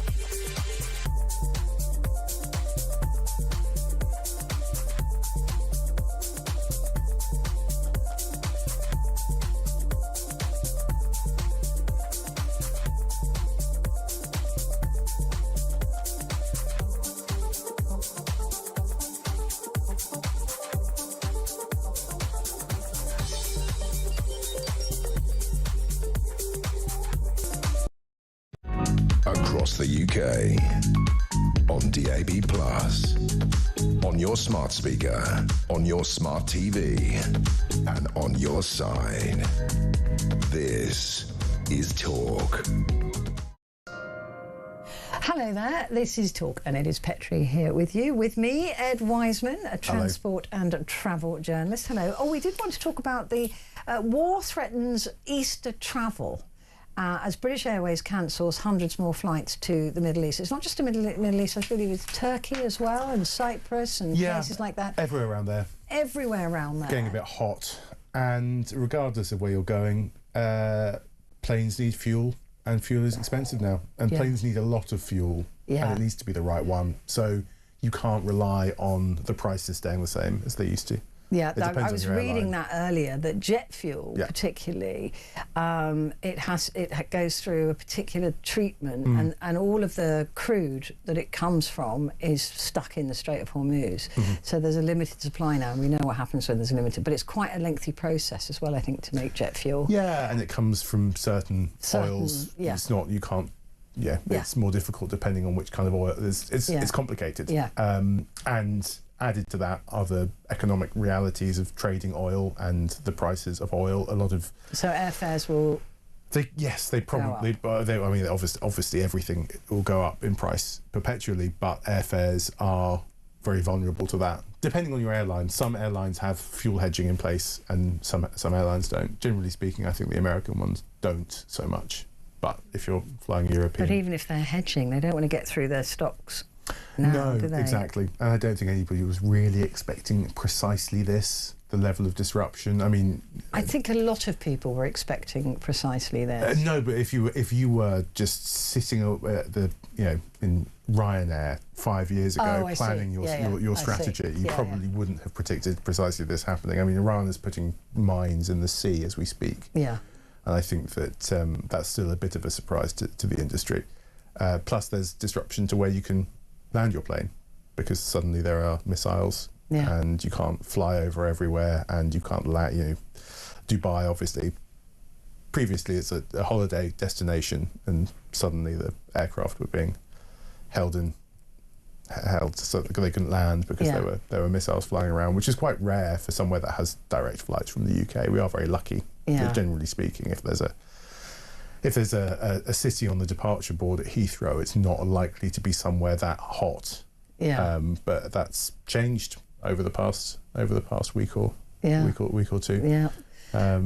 I suppose it's the least of anybody's problems in a way, because you'd rather be here wishing you were there than there wishing you were here. Exactly. And airlines are quite risk averse in lots of ways. Yeah. They're not going to fly you into an exchange of missiles. And presumably there'll be government advisories as well. There are government advisories as well. Airlines can still fly you somewhere that you're told not to go. There's nothing stopping you from getting a ticket to somewhere where the Foreign and Commonwealth Office has said don't bother. You can still go.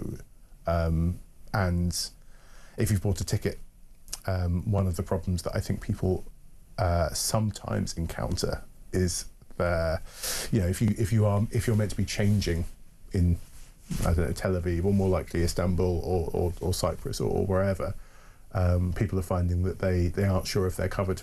Their holiday insurance will cover them for certain bits, but they've already bought the ticket and the situation has changed around them.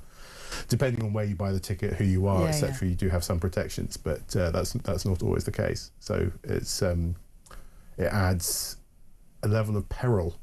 Not only are you flying into somewhere that the Foreign Office says don't bother, and that there are missiles flying, but you do might they still have to rescue you if they've told you not to go?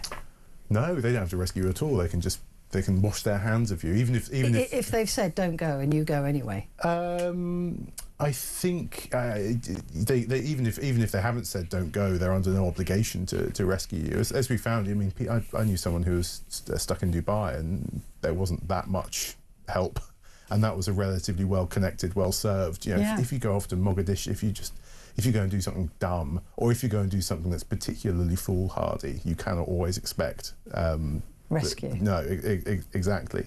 What we're finding here is that what has become risky has suddenly changed, in that people go on holiday to Dubai quite regularly. It's a holiday destination, and I think Cyprus was briefly somewhere that was to be avoided as well. And obviously people go to Turkey in their droves, and I think what's changing is that it's not their fault, really. It's not their fault. It's absolutely not their fault. But also you can't, the British government is just. It's still just another public sector organisation. If a war happens where you are, what are you what are you expecting them to do? Send in the SAS. What are you exactly? You're expecting to get sort of airlifted out? Probably not. You're probably going to get told to sit tight, don't drink the tap water. And get the next commercial flight. Exactly, and see what you can do. And I think, the amount of Brits who are out there in weird places right now is quite high. You just might find yourself joining them. I mean, there are Brits all over the world, and a lot of them are in quite spicy places, and they know that they might need to leave in a bit of a hurry. But what's odd is that experience has happened to people who are just staying in a Radisson Blu until that morning had been quite a nice holiday destination. Yeah, that's true. That's happened. If you are on holiday in the Middle East, you know in the back of your mind that could happen. But then look at Israel. Israel was advertising itself as a holiday destination until very recently, and now it's very not a place. Don't go. Don't go. Just don't. The FCDO is just saying please don't. Whereas I remember Tel Aviv and Jerusalem was a big TV campaign, wasn't it? There was an advert. It was on maybe buses as well or something. Yeah, there was big advert.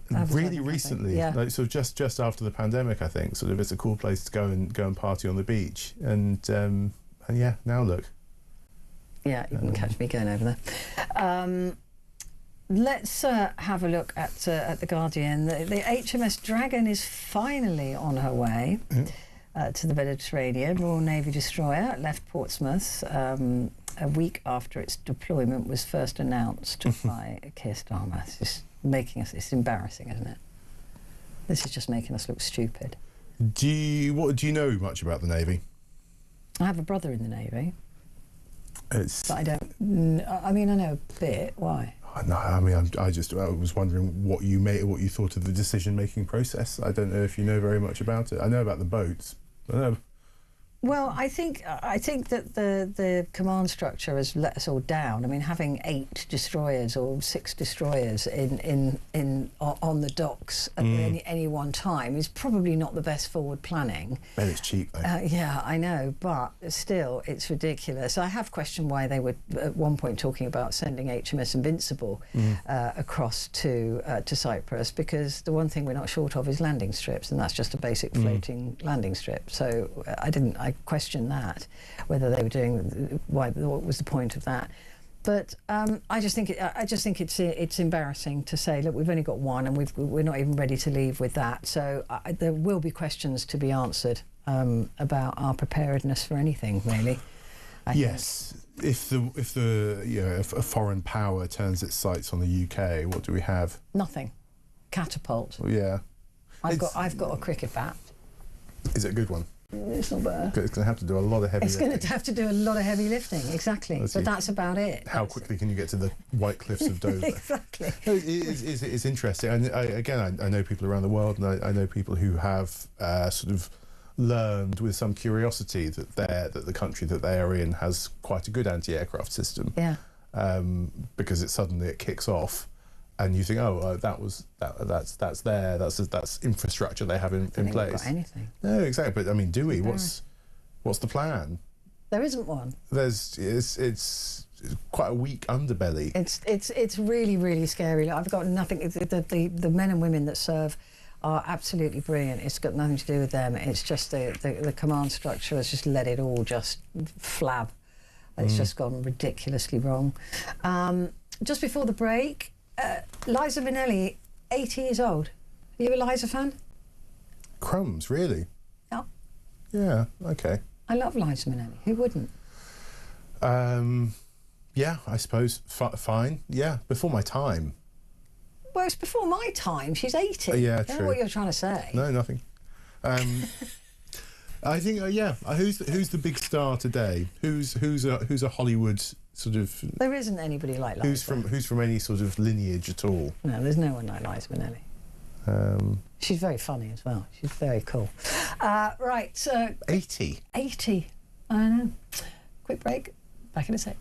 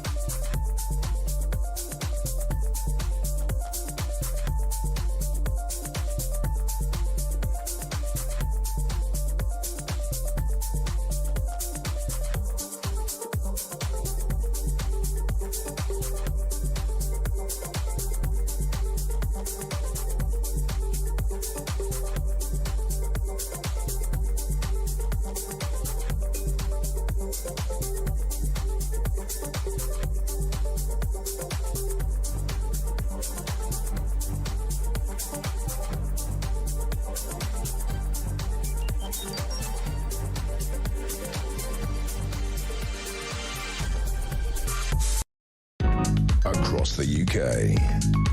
On DAB+, on your smart speaker, on your smart TV, and on your side. This is Talk. Hello there. Good to have your company. It's Petrie with you, and with me is Ed Wiseman, travel and transport correspondent.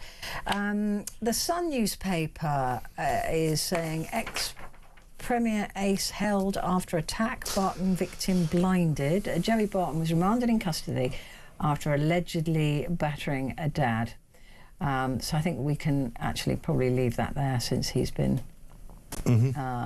he's in custody at the moment. I don't know what the state of the case is, so I'm not going to get myself into trouble for that. The Financial Times, most intense strikes on the way. Iran told. Former college labelled Odie a sex pest with a real problem. This is Crispin Odie. What a name. Crispin Odie's hedge fund told the financial watchdog its founder was a sex pest and a sociopath. Again, I don't know the legal status of that case. I think we'll leave it right there.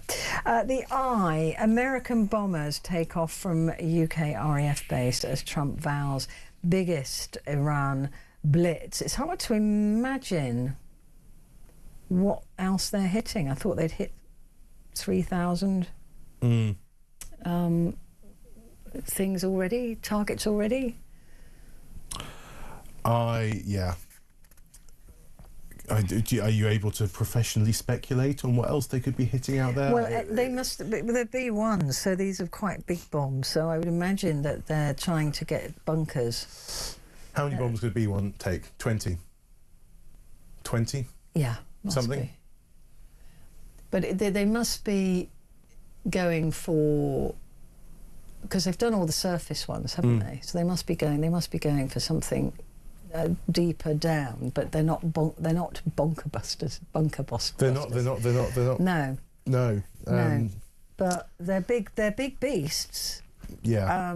And their payload is big. So I can only think that they must be going for like weapons factories that are underground, but not too deep underground. Well, like they were attacking the nuclear infrastructure. No, they were much deeper. They were the proper bunker busters. They were very impressive. I saw a video of one of those ones. They're very, very impressive. But these won't be that. But I guess we'll find out. Well, the Eye also points out UK drawing up contingency plans for ongoing military presence in Middle East after war comes to an end, particularly if regime remains. Yes. So that's sort of something else for our boys to do. Because we know that all those old tensions have come back to the surface, and we know that Iran is not going to leave it where it is. They're not just going to go, oh, you've stopped bombing, we'll stop now. Yeah. I think my local reserve regiment has been in Cyprus on what sounds like, until very recently, quite a nice outing. Yeah. Lots of hearts and minds, I think. And I imagine suddenly it's very different. Suddenly it's becoming a little bit more intense. Well, Cyprus wants Secretary and Dekalia gone now. Really? Yeah, they're sort of saying, look, it was there to defend us, and it hasn't defended us. So no, exactly. So what's the point? What's the point? And we can't lose Cyprus. We literally can't lose Cyprus. I think, what do you make of this ban on the pro-Iranian hate march? I was talking about this last week. This is coming up this Saturday. It's a pro-Iran rally in London. The Al-Quds Hate March is being called. And many people are suggesting that this should now be cancelled, because if you're pro-Iran and Iran is bombing British people overseas, is it acceptable for those two things to happen at the same time, or do we allow them a march because that's what this country is? I think probably option B. Yeah. You've got to allow them a march. Everyone gets a march, including nutters. Yeah. And I don't think we should be able to draw the distinction just yet. I agree. I don't think we should be able to... Nobody else should be able to decide on that, because that's freedom of speech. As long as they're not calling out for hatred and violence, then that's a completely different thing. And the Express finally, time to stop cruel state pension tax grab.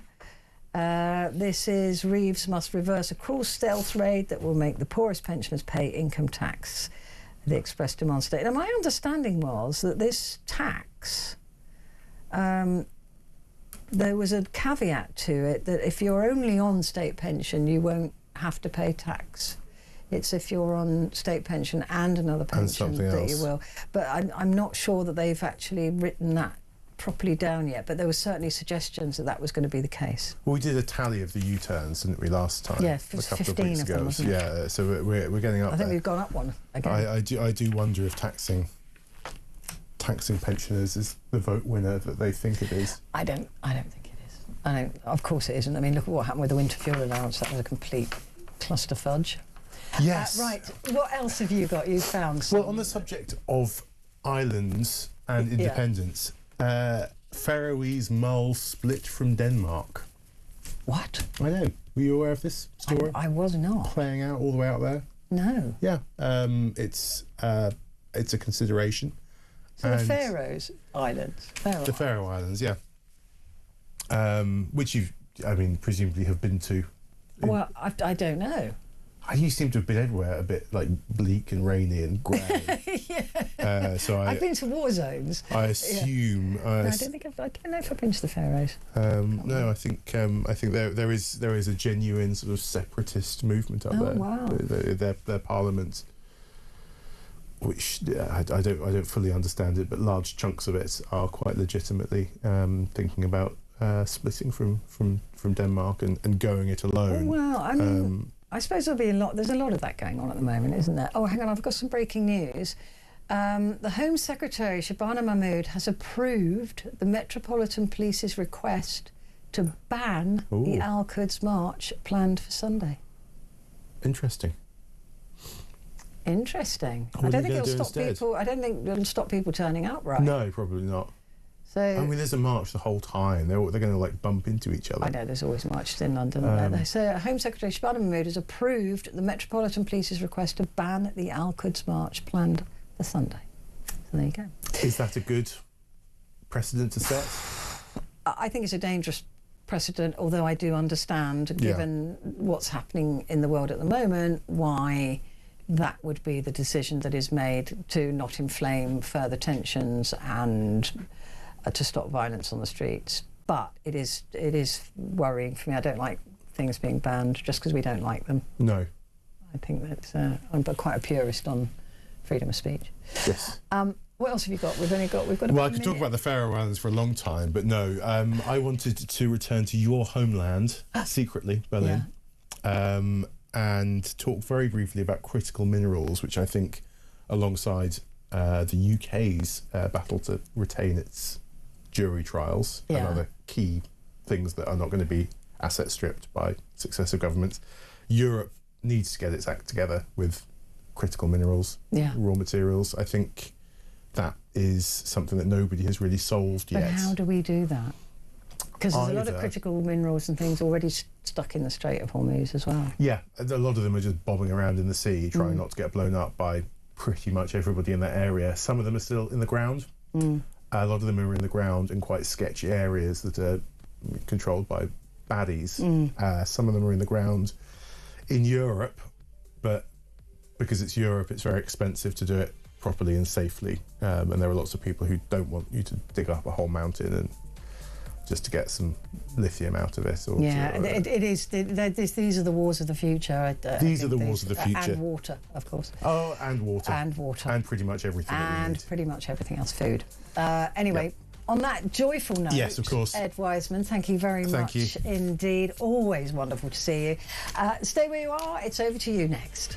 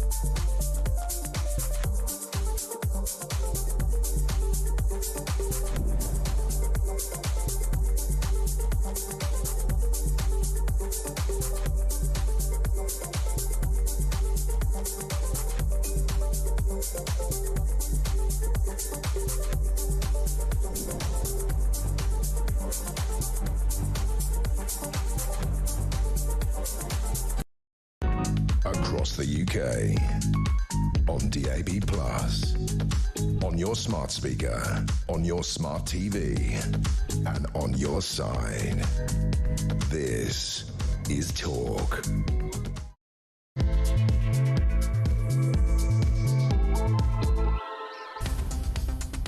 Good morning.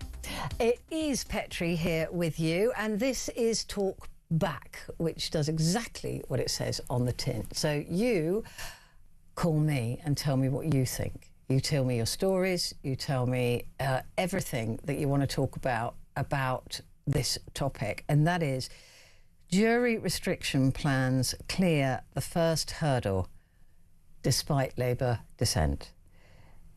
Now, I talked to you about this probably, it must be 6 months ago now, maybe, when David Lammy first mentioned about removing the right of a jury trial from us. And I was not convinced. I just thought, it won't happen. You know, this is one of those things they come up with and nothing happens because it's fundamentally far too bonkers. It absolutely won't go through. It absolutely won't. And now I've got to eat my words. And I remember saying to you at the time, look, I really don't think this will happen. I really don't. But I was wrong. And MPs have now voted to allow a bill that would curb access to jury trials in England and Wales to progress to the next stage, despite some Labour MPs stating their opposition to the reforms. This isn't a reform. This is a bomb. This isn't a reform. This isn't a little change. This is a fundamental tearing up of hundreds of years of the way our justice system runs in this country. This is going to deprive people of a jury trial, which is a central tenet. It is so important to who we are, to our justice system. This isn't a reform. They're just trying to belittle it and say, it's only a small change. This isn't a small change. And by the way, they didn't even put it in their manifesto. So this is Lord Levine came up with the idea. He was tasked to look at the state of the justice system. And he said, you know what, if we got rid of juries, it'd be cheaper and it would be quicker. We'd be able to get through all these pesky trials. And we don't want, we do want expedient justice, but fast justice for the sake of losing what is fundamental, I don't think many of us want, do they? Do we? I mean, I could be wrong. Anyway, look, the Courts and Tribunals Bill passed by 304 votes to 203, so it's quite a sizable majority of 101. Some Labour MPs either abstained or rebelled against government. I've got respect for those who rebelled, but I have absolutely no respect for any of you if you abstained. You're cowards. Absolute cowards. We don't pay you to abstain. We pay you to make difficult decisions on our behalf, not on behalf of your dear leader. MPs voted on the overall principles of the measures in the bill during the second reading. The measures announced in December after a review by a retired judge, was it only December I spoke to you about it, Brian Levison, would scrap trials in England and Wales for crimes that carry a likely sentence of less than 3 years. Volunteer community magistrates who deal with the majority of all criminal cases will take on more work. The changes will also give magistrates the power to hear cases that have a maximum sentencing range of up to 18 months. Backup power to allow them to sentence a criminal up to 2 years will be created but held in reserve. Speaking in the Commons as he introduced the legislation to deliver the changes, Lammy, also the Deputy PM, said it would free up thousands of hearing days in the Crown Courts for more serious cases to be heard. Well, taking away anybody's liberty for any length of time is serious, as far as I'm concerned. Oh, it's only 18 months. Well, if somebody said to me, you're going to prison and it's only 18 months, I mean, what? Think about that for a moment. It's only 18 months. No. No. No, this has to be heard properly. I want a jury. I want there to be a decision made, not by a biased person. And what about appeals? Who's going to hear the appeals? Will we lose the right to appeal? I mean, all I can see is this being an absolute mess. But what do you think? You are welcome to disagree with me, by the way, even though I'm quite set on this. You know me, I will always listen to you, even if we completely disagree, we'll part friends. It's great to hear the other point of view. I am never one of those people who will just shout you down and go, no, you're wrong. Because this is all about opinions, and that happens to be my opinion. So what is your opinion? Do you think that, you know, time has passed, we don't need jury trials anymore? Or do you think, like I do, that this is incredibly important to our justice system, for us to believe in justice, to us to really be able to back it? But I am absolutely... I want to talk to all 304 of these people who voted and say why. What could you possibly think was right about this? What is it that persuaded you that most of the plebs in this country don't deserve a jury? What was it that persuaded you that most cases don't need a jury? I want to know. I actually want to know what made you vote. Because if it wasn't your conscience, then that is just so wrong. And for those of you who abstained, shame on you. Absolute shame on you. Give me a call, 0344 499 1000. Calls are charged at the national rate, but we call you back. And text the word talk and your message to 87222. Right, let's go to Rajit, who's in Harrow. Rajit, good morning. Yes, good evening, Petrie. How are you? Well, I think it's a very, very sinister move, and why this government is pushing for so many things that weren't in their manifesto in the first place. You know, it's really, really anti-British, for want of a better description. Completely agree. I was looking at a television episode of Hound of the Baskervilles the other day, and you can see that Sherlock Holmes, the character, was somebody who was very, very bent on creating a case with all the evidence that would be fit for a jury. So in 1902, when that book was written, they were very conscious about jury trials, and we share this with the United States. And I think it's tragic, and I think it's very sinister. I mean, Lammy was saying something like, you wouldn't be sending anybody to a consultant for scraping the knee, and I think that there's a lot of that misses the point. Something right? Very sinister. Yeah, I agree, and you're right actually about all this stuff. I mean, the ID cards, that wasn't in the manifesto either. So they've either lied to us or they're lying to us now, right? Because this is too big not to have been in the manifesto. Well, yes, it's like Chagos, something that I profoundly disagree with. But I think that they're trying to create a police state. I mean, lots of people have been saying that we're going to get heading towards police state, and what with the ID cards, you know, it's the kind of formula for making you fear the state.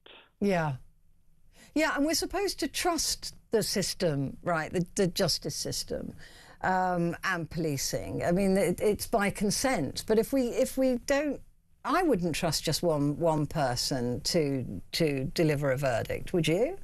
Absolutely not. No, I have been on jury trials, and they've been quite fun.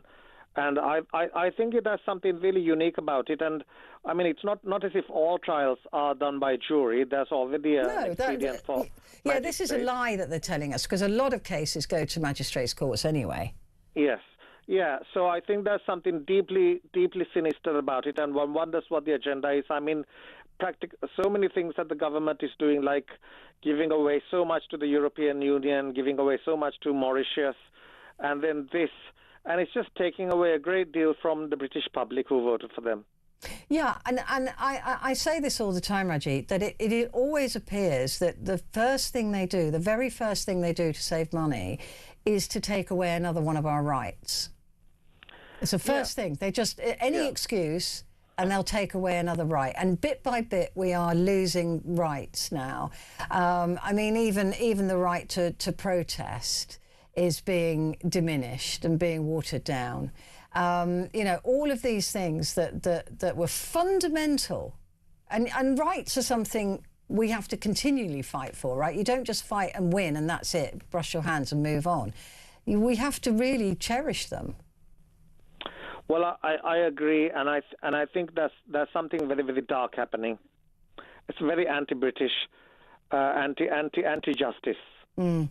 When you were on a jury, did you trust the system that you were working in? Did you know that it was the 12 of you? I mean, yeah, I think that, like, you know, one of the interesting things is that when you're on a jury, if the judge instructs you or gives you directions, a lot of the time the jury do follow the judge's directions, but the judges are also very good at telling you what they want. For example, whether they want a majority verdict or a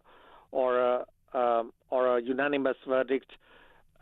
So I think it's a very interesting process. I mean, of being on a jury, and they mainly apply to Crown Courts. I mean, Crown Court trials. So that it doesn't have to apply for everything, but I think that, I mean, that they've clearly got something up their sleeve. Yeah, this feels like a thin end of the wedge type situation to me. If they start denying the right of access to courts, for example, and then it just becomes us against them, doesn't it? Well, yeah. I mean, you have to think of things like To Kill a Mockingbird, and many American dramas that are based on jury trials, and we've had that same system, and I think it's tragic that they're kind of eliminating it. Yeah. I completely agree. Raji, brilliant call. Thank you very, very much indeed. Yeah, deeply concerning. Raji said he thinks that there's something more to this. And actually, it could be, couldn't there? If they're trying to, I don't know what they could be trying to do. Well, I do. But it would sound too conspiratorial at this stage without me doing a bit more research into it. But you know, if they start limiting our access to juries, they start limiting our access to the courts, then that becomes the word that Rajit used, absolutely right. You know, it becomes sinister, because justice cannot just be done, it must be seen to be done. It must be seen to be done, and it has to be done with our consent as well. Hilary is in Aberdeen. Good morning, Hilary. Hiya, how are you doing? Hiya, I'm good. How are you? I'm okay. Good. What do you think of this? Well, I just think something as serious as this should be put to public vote, like a referendum. Yeah. I don't think they can just, arbitrary, that's okay then. We'll just do that. It's too big, right? The public need to be involved. They rely on the public to take time off work, sometimes unpaid, to go to juries, and everybody's willing to do it because it's an important part of our democracy, and that is what I'm worried about. Democracy has just been absolutely put out the window. I agree. We are seeing it eroding absolutely everywhere. I mean, even Shabana Mahmood giving the police permission to cancel the pro-Iranian protest this weekend. For me, I understand on a safety point of view why perhaps this year, but I still don't like it, because just because we don't like something doesn't mean it shouldn't go ahead. Exactly. And that worries me, that decision has been made. But moreover, removing a right that we've had for hundreds and hundreds of years without even asking us if it's okay. It's just ridiculous. It's just, I can't actually believe. I've always been quite left-wing, but this isn't a left-wing government doing this. This is just something else. No, you always think of the left, don't you? You always think of the left as being more pro-freedom and more pro, but they're not. They're really not. They're the opposite of that. You know, they want to take away everything. They want to give us ID cards and take away our rights. It's just... How can a judge that's only ever been privileged and gone to Oxford and everything else make a decision on someone? It's just not right. It's just not right. Well, you couldn't. It doesn't sit right. You couldn't guarantee there wasn't bias. Because we've all got biases, exactly. right? I mean, we've all got that. I hate people who hurt animals, for example. I don't care who they are. I hate them. So, you know, if I was a judge and somebody was up in front of me who had been accused of, you know, of hurting animals, I'm much more likely to find them guilty because my bias would get in the way. Of course. And, well, it's just unbelievable. It's just unbelievable that they would just think that's acceptable. I know. I agree with you. And I honestly, Hilary, when we spoke about it before, I was really quite blasé about it. It won't happen. Don't worry about it. Oh, God. Yeah, because I just thought it was too ridiculous. Yeah, I can't actually believe whether it's Tory, Liberal, Labour, whoever's in government would think this is a good idea. I completely I know agree. it costs a lot to go through the courts and get everybody to go and all the rest. The jury thing is really difficult, but... But just because it's difficult doesn't mean it has to go, right? No, it's not right. It's not right. You're tried by your peers in this country. It's always been that, and it should still remain whatever you've done. Completely agree. Completely agree, Hilary. Thank you very much indeed. Yeah, Hilary, they're just saying, look, it's too important. It's too big a deal to just leave it to politicians, MPs to decide. This should be put to us. This should be put to the people. Do you agree to have jury trials taken away from you, except in the most, you know, heinous cases? No. I think the answer would be from most of us, no. I don't agree to having that fundamental right removed from me. I just don't. What do you think? Are we being naive here?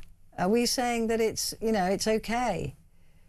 Are we saying, you know, should this be okay? Should we trust these people? I can't even get those words out of my mouth because I know they're ridiculous. But anyway, let me know what you think. 0344 499 1000.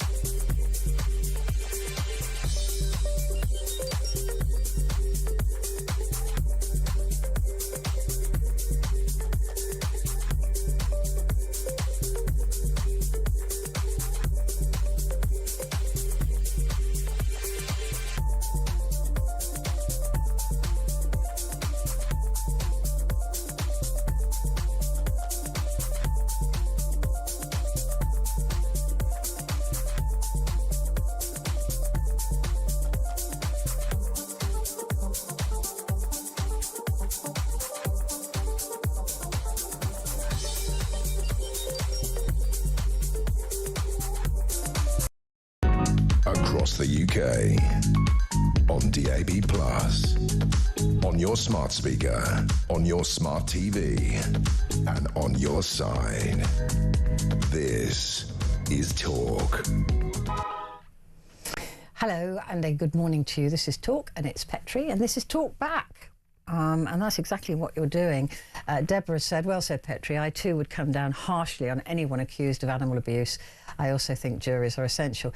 And actually, Deborah, that's why it shouldn't be down to just one person, because we might convict somebody who we just thought, right, well, you've probably done it and I hate you.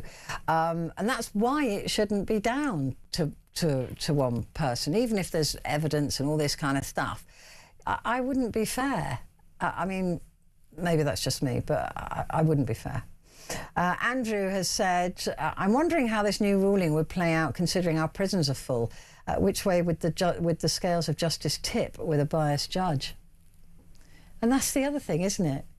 They could be directed, these judges, they could be directed not to convict people, or in convicting them, give them a non-custodial sentence. Whereas a jury isn't involved in that. A jury just determines guilt or innocence. It's then up to everybody else to decide on sentencing. But yeah. Angie said, unfortunately, yes, the right to appeal is hidden away in the small print. Do check. A few people have highlighted it. Yeah, I mean, this is I don't know whether they've addressed this in terms of a one-person or a three-person judge bench sitting, but certainly with juries, there's no legal right to an appeal unless you can prove misconduct or there was some problem with the evidence or something like that, some official sort of procedural issue.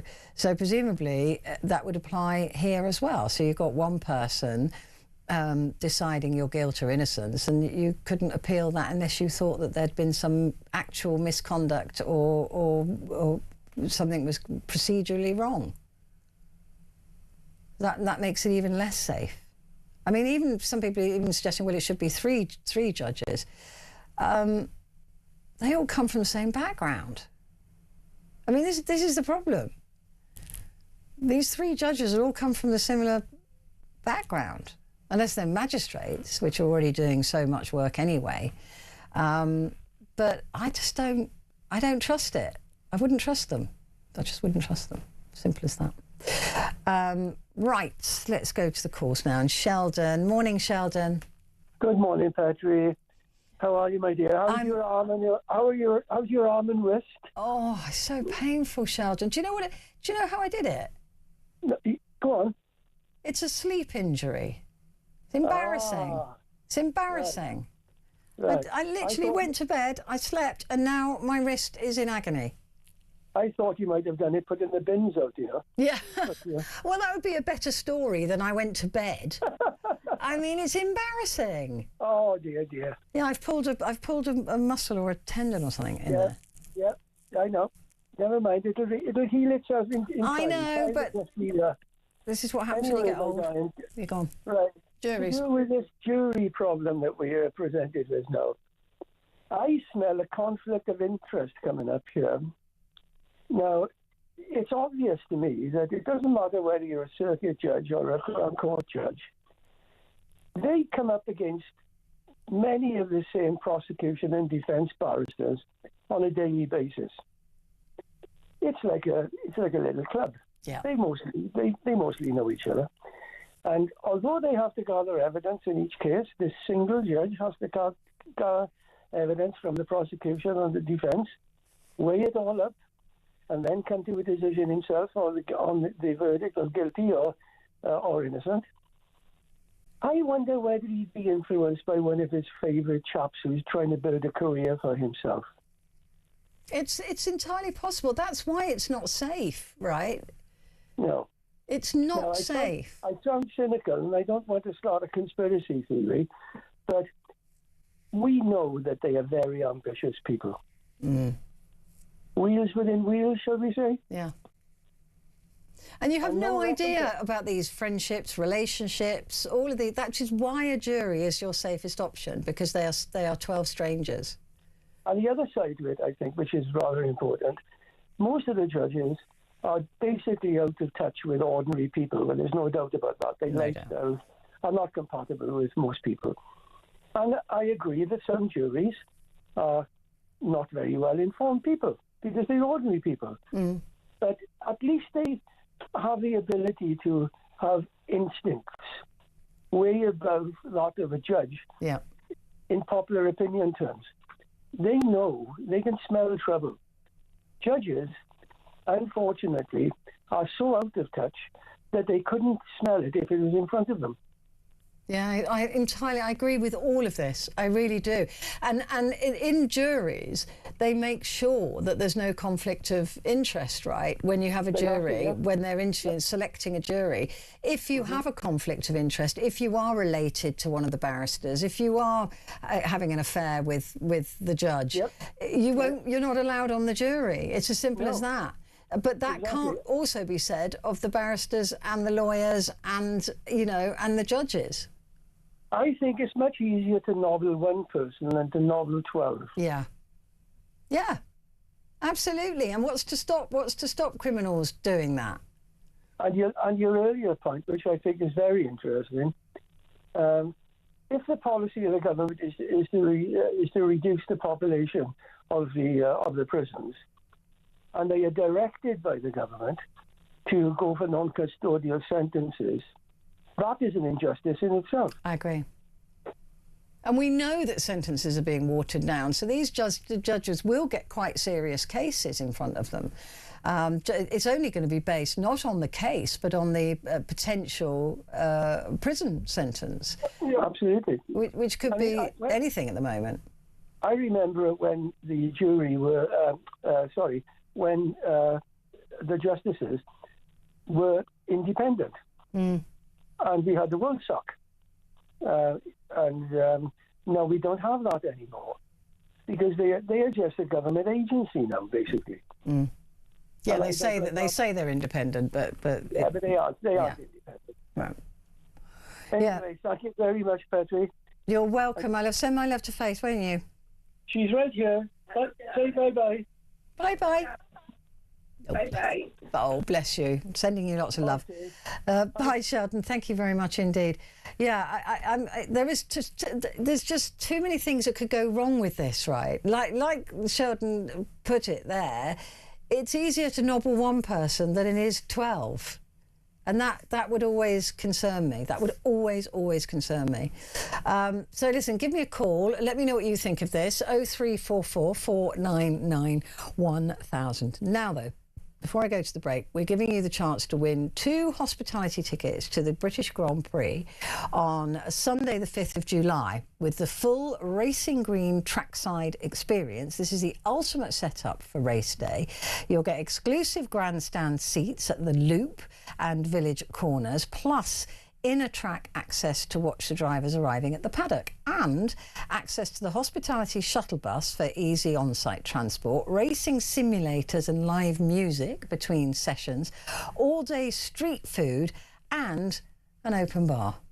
That's the bit that I would want, the all-day street food and the open bar. Listen now to find out how you could be in with a chance to win.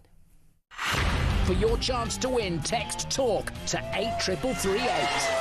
Text costs £2.50 plus your standard network rate. Or call 0343 418 7260. Lines close 20th of March 2026 at 4 p.m. That's when you need to answer your phone if it rings. 18 plus UK residents only. This is a network promotion. Full T's and C's at talk.tv/win. So for your chance to win, text TALK to 83338 now.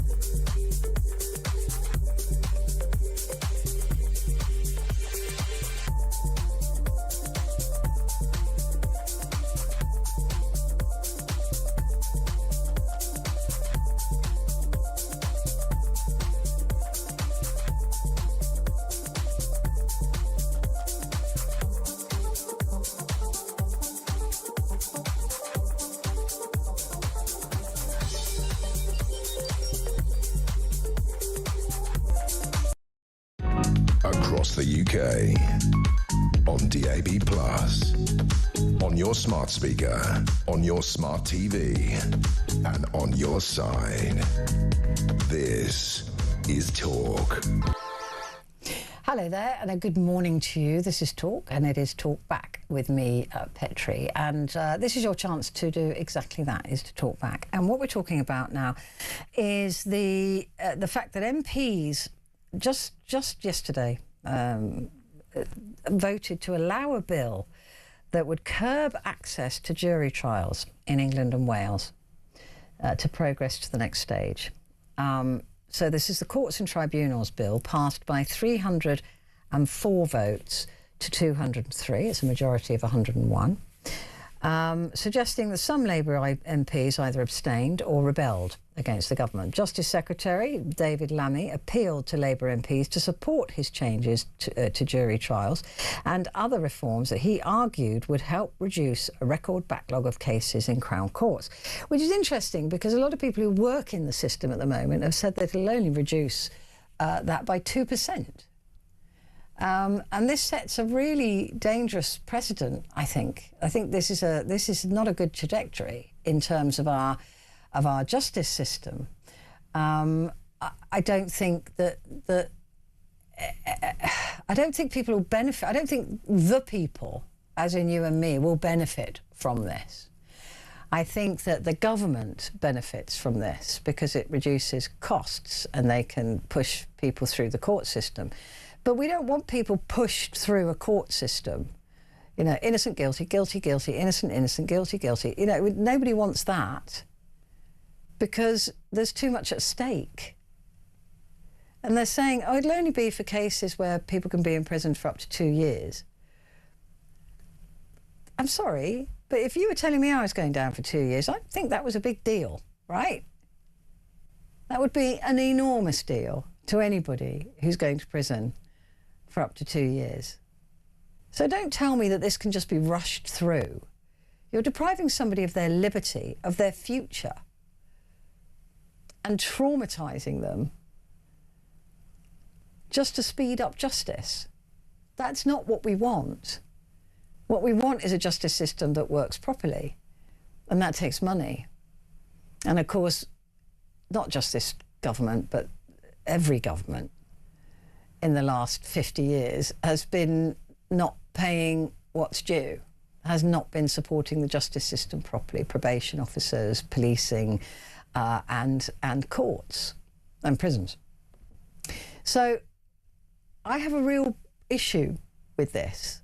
I have a real issue with, you know, what was the old saying, more speed, less haste, or more haste, less speed, or whatever it was. It's like, no, it's not a fast system we want. It's a reliable system that we want. Does this provide that? Does taking away juries to the majority of cases provide us with a safe justice system? Because I don't want people to go to prison who aren't guilty, and I don't want people to walk free who aren't innocent. I want a safe justice system, one that's reliable as much as it can be. And for hundreds of years, that has been the way we've done it. Hundreds of years, our right was to ask for a jury trial. So, that's just going to be taken away from us now, isn't it? How can they even do that? How are they allowed to even do that? Gary says, I don't trust this government on anything, let alone justice, without jury trials. It really feels as though they're slowly stripping away at our rights at every direction. They're very dangerous to the UK. Also, I noticed that you advertise your podcast at the end of your show, but you're not including YouTube. All your shows are available there too. Thank you, Gary. Yeah, you're absolutely right. I should say that they're there as well. But there's just the podcast, because my friend Sam here works very hard on making it. So, but just go along and just give it 5 stars, even if you don't listen to it. That's what I did. Anyway, Gary, thank you for that. You're absolutely right. This one says from Alison, as regards trial by jury, defo judgment is more balanced with our citizens in place in jury, representing the ordinary folk in wider society. Loving the show as always. Thank you very much indeed. That's from County Antrim. And this one isn't signed, but it says George Carlin mentioned rights in his comedy routine, and he said rights aren't rights if our government can take them away. They're privileged, and every year the list gets shorter and shorter. It's a very good point. These are our rights. You can't, this is the whole country's rights for hundreds of years. You can't just say we're going to take it away without really testing this or without asking us. And a lot of people say, yes, but then we ask you that at the ballot box. Well, you don't if you don't put it on your manifesto. Right? That's just duplicitous. That's sneaky. They didn't put ID cards on there as well, and they tried to force that through.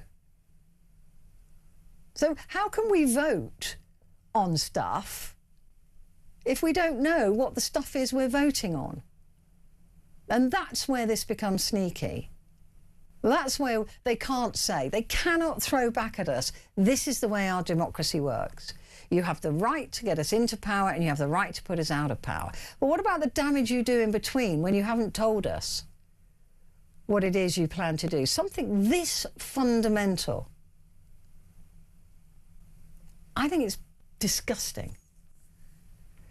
I really do. Sarah is in Liverpool. Hello, Sarah. Good evening, Petrie. Good evening. What do we think about this? I think it's disgusting. To be perfectly honest, I'm incandescent with rage. Because what are they going to do next? Set fire to the Magna Carta? The very first Bill of Rights for the ordinary folk in this country. Yeah. That was forced by the barons out of King John. Yeah. Which every other form of rule of law has been based on. That and the Ten Commandments. I mean, thou shalt not kill, thou shalt not steal. Then again, a lot of politicians would be in for that one. They'd be in the nick for that. Stealing, if certainly. you wanted to go by the actual letter of the law. Just a little jokette there to lighten the load. But this government has put us on the road to authoritarianism at best or totalitarianism at worst. The only places I can think off the top of my head that don't have jury trials are Russia and China. And do we want to be like that? No. Now, the excuse is, oh, there's a backlog from COVID. If I hear COVID as an excuse for a backlog, I'm going to scream. The easiest thing to do, I've got cousins of mine who are lawyers and barristers, and the first thing they said is, instead of have the Nightingale hospitals during COVID, have Nightingale courts. Get that through. I mean, this just goes to show that our Prime Minister's personality on this kind of thing, it doesn't matter what it is, it's you will vote for this. Doesn't matter, it could be, competitive tiddlywinks or taking your rights away. Doesn't matter. He says, if you don't vote my way, I'm going to throw you out of the party. That is not a parliamentary democracy by any stretch. So those parliamentarians who have said, you can go and get lost, we're not voting for this, you're not taking the rights of our constituents away from it, sunshine. I've got a sneaking suspicion I know who one of them is. I think he's the MP for West Derby. I could be wrong. I'm not too sure. I haven't checked who voted what way. Yeah. But he usually votes on this kind of thing. He usually votes against the government. Those who abstained, as far as I'm concerned, you are nothing more than cowards. Well, coward's the polite word. I was going to say, I nearly said something else, but they are nasty little pusillanimous cowards. They are the tuberculous pustule on the posterior of democracy. I don't think they should be allowed to abstain. You shouldn't. It's either you say yes on or anything. You say no. On anything. I don't care if it's a moral job. I don't care what it is. We pay you to get in there and vote. You should not be allowed to abstain on any issue. You shouldn't. And the thing is, this is what a lot of people go, oh, it's just 2 years, as you said, 2 years. There's a lot of crimes that are pretty serious that you can go down for 2 years for. I mean, I've known people go down for 2 years for GBH. Yeah. And this is another thing that most people don't realise. What happens when there's a miscarriage of justice? Now, we've had the last shower, thanks to Cameron, farmed out the Forensic Science Service. We've had the probation service gone through the floor, thanks to him. And also, the other thing is that there are criminal barristers and also criminal solicitors who are lucky if they get minimum wage. I know. I mean, and I just go, hang on a minute, this is our justice system. You don't run it down. You don't run a Rolls Royce on paraffin. You've got to make sure that people, regardless whether they're rich, poor, or what, get justice.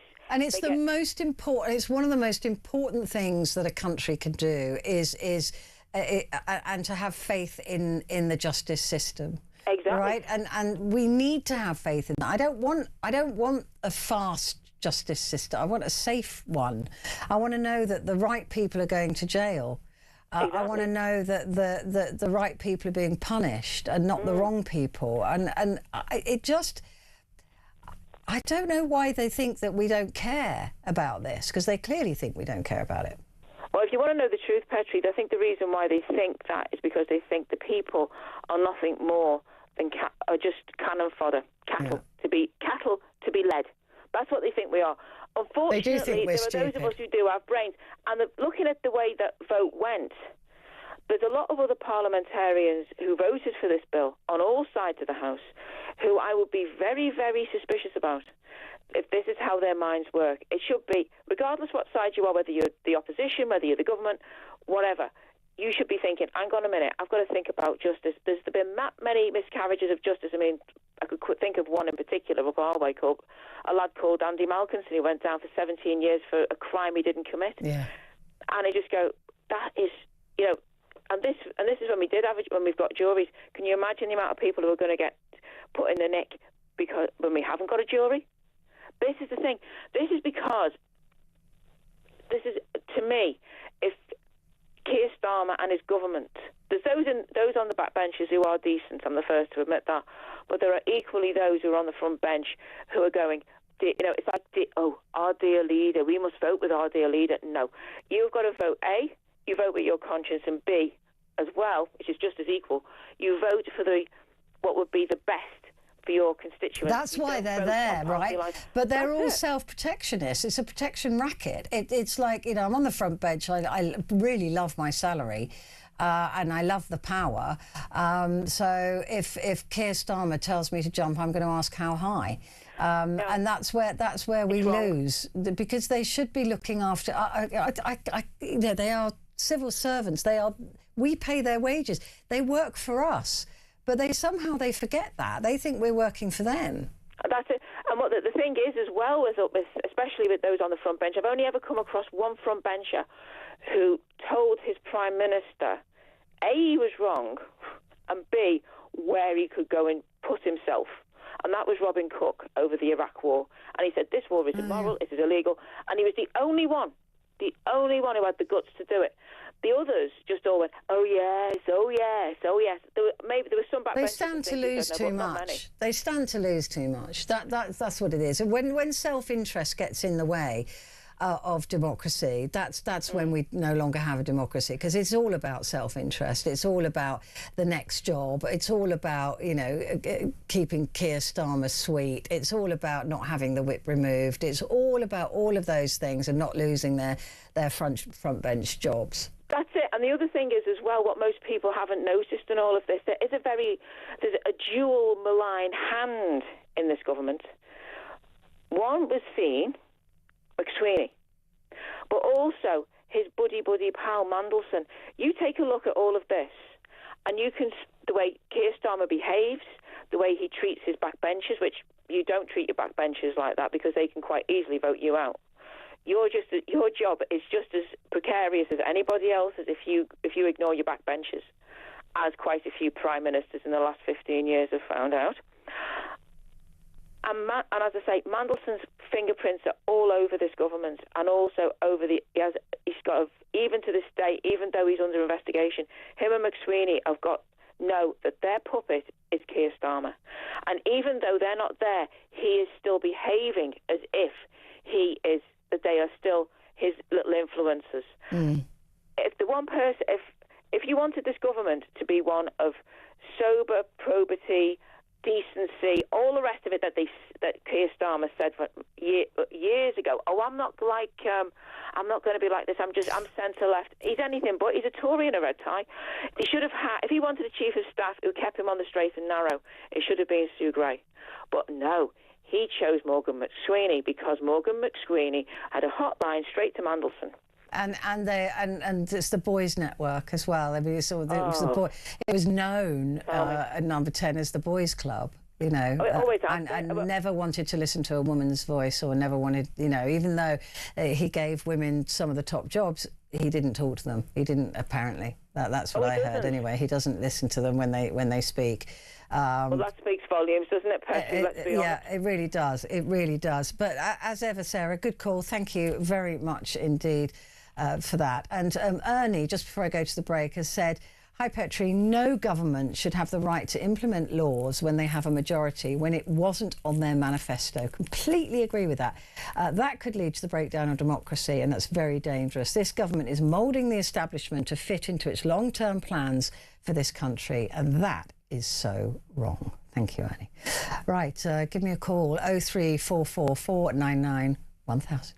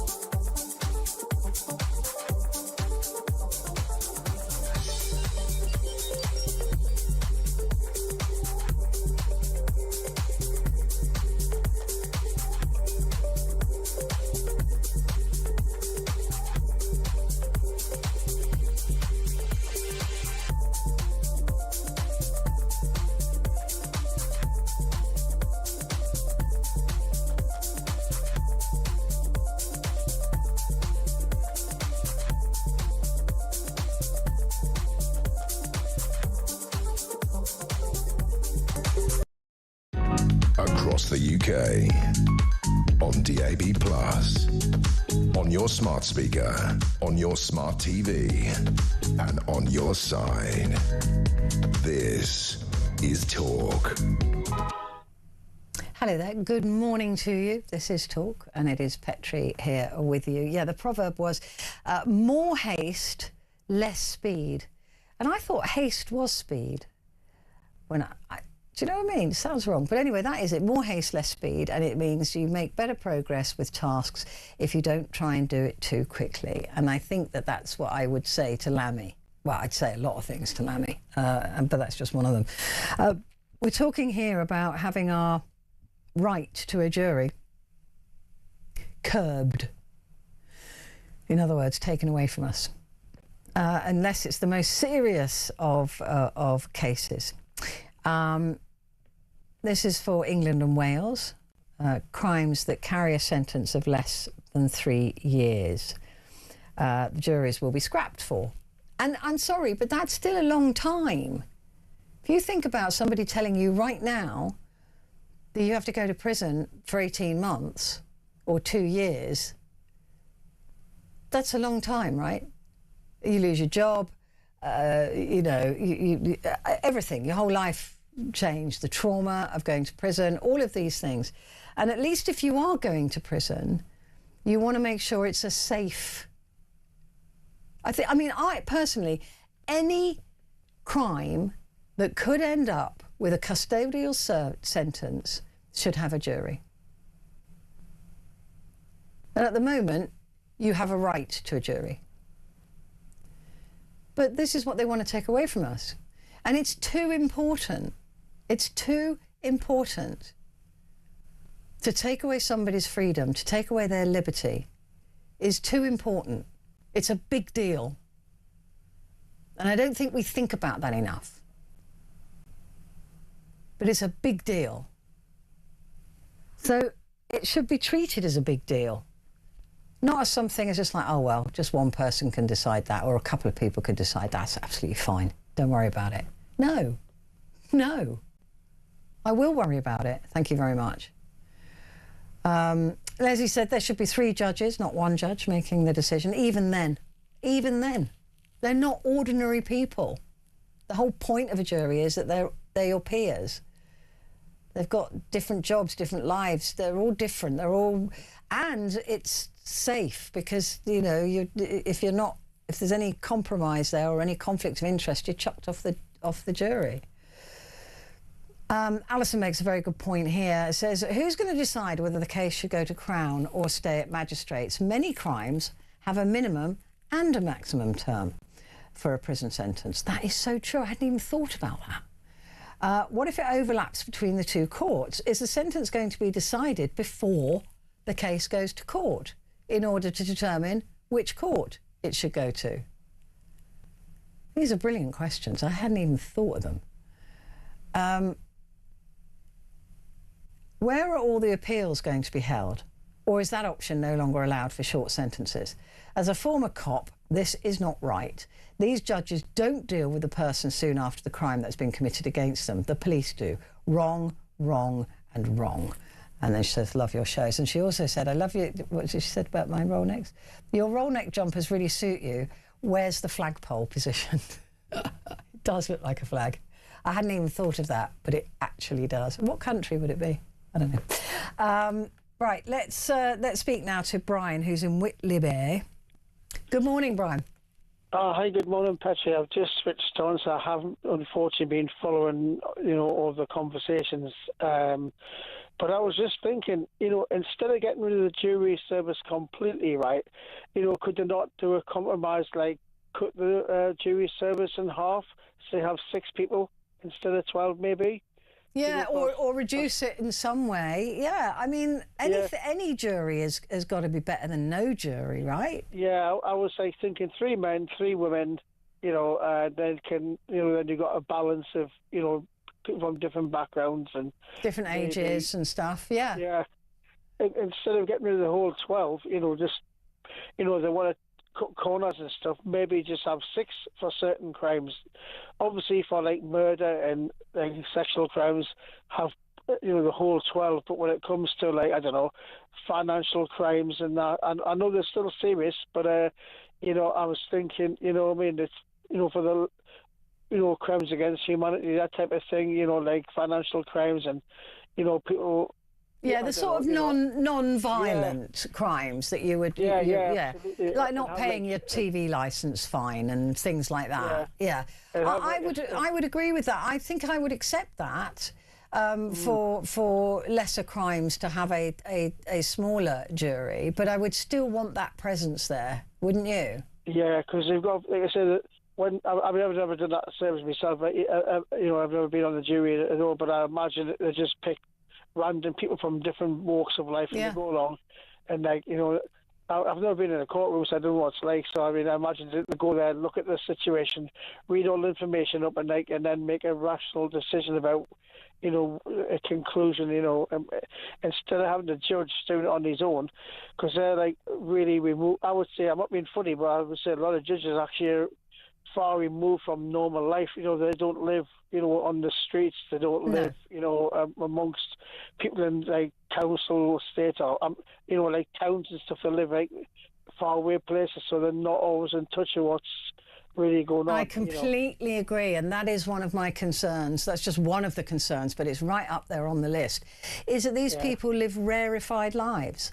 They don't, you know, if somebody was sitting in front of them who was a prostitute, drug addict or whatever, and was trying to explain why they'd broken this law, the bias that would be there already, it would be too much for me. That would be too many biases there.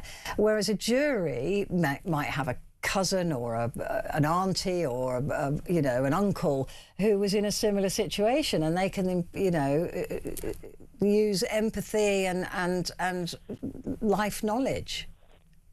Absolutely, I agree with you there 100%. You know, because obviously people from different backgrounds, because, you know, people who go to court, it could be anybody, you know, someone with a different skin colour, somebody, you know, you said a prostitute or whatever, somebody, you know, who's addicted to drugs and stuff, and you know, and it's like they're just seen from another angle, just a menace, I would say. Yeah, from a judge's point of view, maybe, I don't know. No, I agree with you, and I totally agree with you, Brian, and that is a real concern. Thank you for your call. Brilliant. Gary said, can the House of Lords overturn this? Yes, they can. The House of Lords will consider it and keep sending it back until it's so watered down that it doesn't contain the things that we're worried about. That's what I'm hoping for. Anyway, and Andrew says 80+ Labour MPs abstained from voting on this bill. Disgusting. Shouldn't be allowed. Absolutely shouldn't be allowed. It's not what we pay them for, cowards. Tanya's in Devon. Final word to you, Tanya. We're just about to run out of time. I thought I'd squeeze you in. Okay, well, just a very quick point then. Hi. It's not just about the, also what you said about the fact that jurors, if you go away for 3 years, that's still a long time if it's you. Well, also, there's other factors like, for instance, the criminal record that you get, which can affect your whole life, stop you getting work, and depending on what job you want to do, spent convictions don't always get spent. Some convictions last forever because they do what's an enhanced check on you, which is what they do most of the time. So in other words, it's not just even about the time. It's the criminal record nowadays is almost more of a punishment than anything else. We will be criminalising people that don't deserve to be criminalised. And like you said, it just ruins their whole life. Yeah. And we can't trust judges to not fast-track stuff. Oh, well, let's just, half the time they don't even read the paperwork.